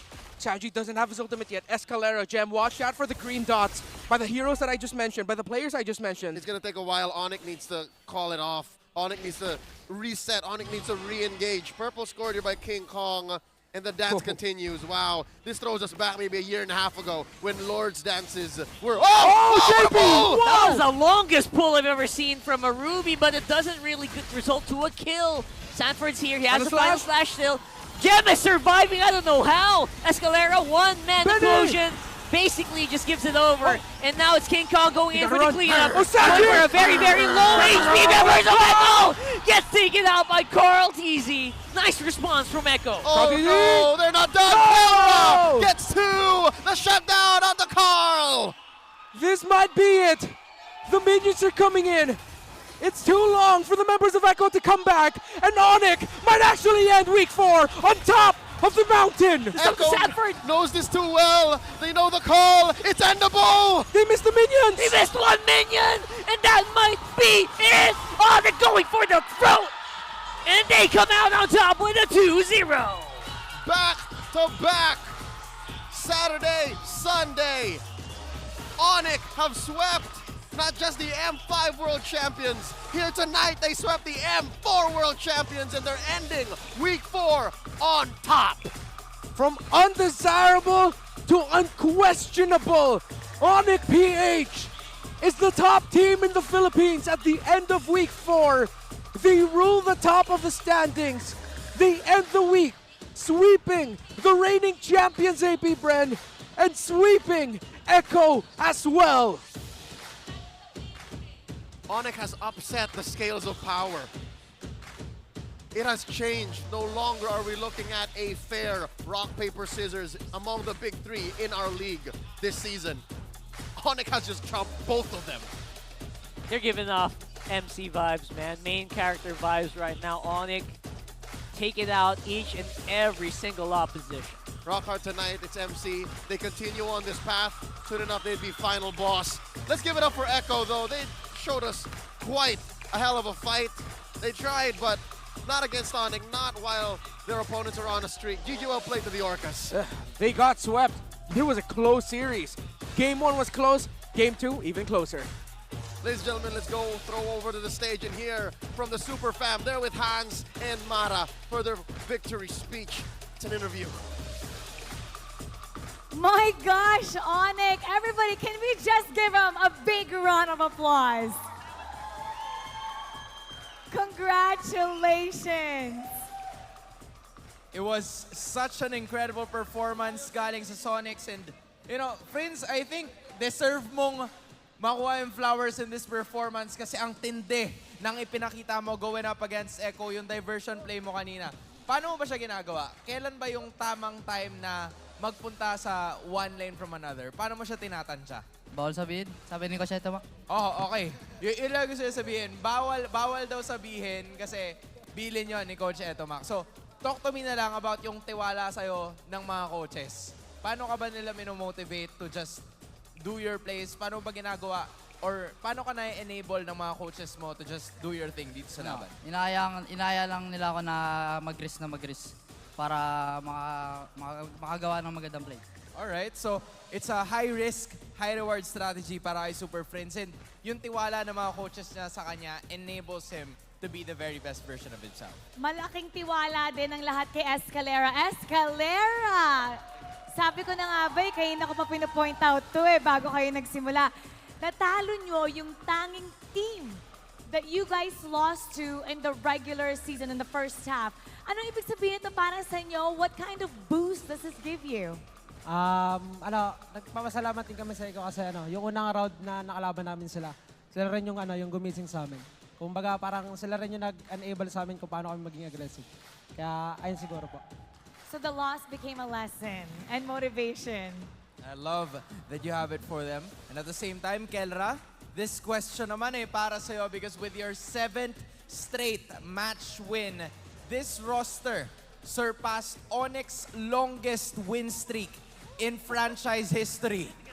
That says a lot. Gaano ba ka-importante yung 7-match win streak para sa'yo personally? Sobrang importante sa amin ito kasi parang ito yung nagbibigay sa amin ng konfiyansa. Sa amin lahat, ay nagbibigay ng confidence sa amin. Kaya sana magpatuloy. Sana magtuloy-tuloy. Nung unang beses na na-meet nyo yung Echo, gaano ba kalaking diferensya yung confidence na meron kayo? The first time na nakalaban nyo sila compared to ngayon na nakalaban nyo sila ulit? Siguro yung naging difference doon Noong unang tapat namin kasi parang kampante. Parang na agad. Parang panalo na kami, parang gano'n. Hindi namin naisip kung paano kami mananalo. Kung paano kami mananalo. Kung ano yung gagawin namin para manalo. Ganun siguro. Tapos ngayon kasi, parang relax lang. Kalmado, tapos ina-enjoy lang namin yung laro. Parang relax, parang kalmado. Pero wait, I have to point out, hindi niyo siya nakikita. Parang ang hindi pa relax, ang hindi pa kalmado, si Coach Why Not. Hindi niyo siya nakikita. Pero kanina pa siya ganto ng ganto. Parang tense na tense pa rin siya, catching his breath. Coach, nanalo kayo! What's going on? Sobrang surreal kasi nung pakiramdam eh. I mean, yun nga, sinasabi ko sa mga tao, bagong buo, may ano pa yan. Pero kasi binuo yung team na to hindi para season 14, season 15 eh. Binuo tong team na to para manalo season 13 eh. So, nakakatawa na pinapakita ng mga players eh. You could just tell how happy, emotional he is. Kasi kahit ini-interview ka, nanginginig yung boses mo. Alam ko, tuwang-tuwa ka. And as a coach, you must be so proud. Job well done to you also because you guys are doing everything correctly and napaka-solid ng team mo. So good job to you. Kay Calra, sa performance ni Calra. Ako sa lahat ng mga players. Kumbaga, pinaghirapan nila to eh. Lahat ng mga practice namin, yung hindi pag-off, talagang sobrang worth it. Yung samahan namin, yung usapan namin na sobrang haba. Kasi actually, bago mag-start yung season, hindi naman kami ganun ka-solid pagdating sa mga performance eh. Kumbaga, ang dami rin namin inaayos, dami namin inaayos lahat-lahat. Tulong-tulong kami. Siyempre, andyan din yung MDL para tulungan kami ngayon. Sobrang nakaka-proud lang kasi first time, actually sa buong career ko, first time na parang tinalo namin lahat ng nakaka-proud, sobra. And as of now, Onyx is number 1 in our standings. Make some noise. Congratulations to you guys. You're number 1. And you may now take your bow. And take your walk of victory. Coach Etumax, Coach Why Not, they're hugging right now. They are in disbelief, ecstatic sa current position nila ngayon. Number 1 so far. You know, I love that statement from Coach Why Not. This team wasn't built for seasons 14 or 15. Ang sabi niya, this season was meant to win now. Talagang napaka-emotional nung interview natin. Yep. Ramdam na ramdam, nanginginig pa yung boses nila. They're so happy. Onyx, you're doing such a good job. At titignan natin kung ano nga ba ang sasabihin ng ating mga casters tungkol dyan. Kaya casters, pasok. Tony S13 does two things very well. He makes great bulalo and he sends a message. And I love how Hans put it. He says, this team was not meant to win 14 or 15. They're meant to win now. And responsible for getting them to win in Game 2 and the series is our MVP, Kelra. Behind the scenes, the desk here, the MPL PH English stream, we're talking about how Kelra is now undeniably the gold standard of MPL Philippines Season 13, the best gold laner right now. If you look back at all the games Kelra has played, it looks like he's playing in a different level of understanding of every single marksman or gold lane hero you put in his hands. I really thought the Roger would struggle here. Kelra made it look easy. He found the right time. He maximized his pounces. There were even times where he would just 2 or 3 scratch Carl Teasy and send him down from like 90% health down to 30, 60% of the health of the opposing jungler gone. And Kelra really bided his time. You saw there, he sent Carl Teasy back. Didn't decide to commit that chase onto that Nolan. And most of the time, it's the understanding that he doesn't need to be the main damage dealer. He's the cleaner.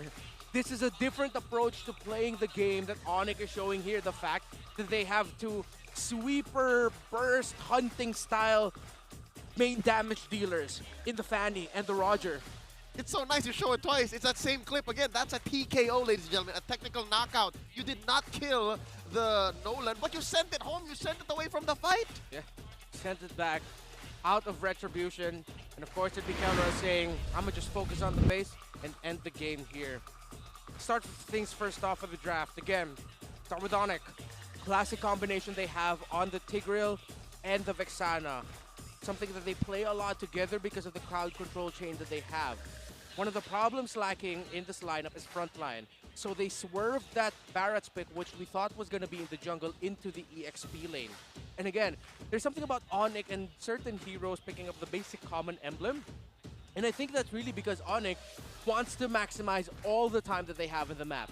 Of course, with the hybrid regen you get from that, you're getting hybrid regen health, hybrid regen mana, most importantly. And sometimes having the lack of mana is one of the reasons why we go back home to base. And that's why Onyx just felt like they were everywhere in the map.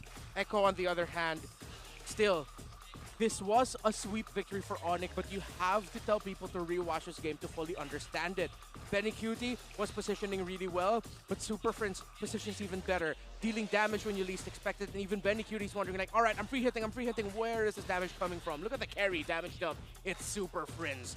And of course, Carl Teasy had the all-star performance on this Nolan, wasn't always able to win the retry battles, but he was able to commit the plays that he needed to commit as a Nolan. But we talked about how the Ruby and the Arlott would struggle in this lineup, not being the traditional tanky presences that rely on damage and spell vamp to be able to hold the front line. Up against a lineup with the Barretts and a strong back line, having a Vexana, it's tough going for Echo. Not just, if you watch the first 5 minutes, you'll understand that Sanji was actually dealing so much more damage than any mid laner had any business doing in this current metagame. Yeah. So yeah, it's closer than you expected and than you thought, despite it being a 14-minute game. Yeah, it was explosive for both Echo, and you know what? I commend Echo. They didn't make it into like it didn't become a steamroller match, right? Oh, not at all. They knew how to react to a lot of the things that Onyx were doing. It's just they were overwhelmed by the amount. They made Onyx work. They made Onyx work, and yet still Onyx stays on top. Thank you so much for joining us. On behalf of Reptar and Rockhart, my name is Leo. At your service, we're going to be throwing it over to Hans and Mara on stage. And the trend continues, Hans. Puro sweeps ang ika-4 ng linggo ng ating regular season. Ano, Mara, simula pa lang to ng second half ng ating regular season. And I gotta be honest with you, okay? Hindi ko na alam, sa totoo lang. I have no idea what's about to happen for the next week ng ating regular season. I think it's safe to say na expect na mas mainit ang bakbakan ng ating matutunghayan. However, as for the results, yan ang ating dapat abangan. Kaya naman, huwag niyong palalampasin yan. At kita-kits tayo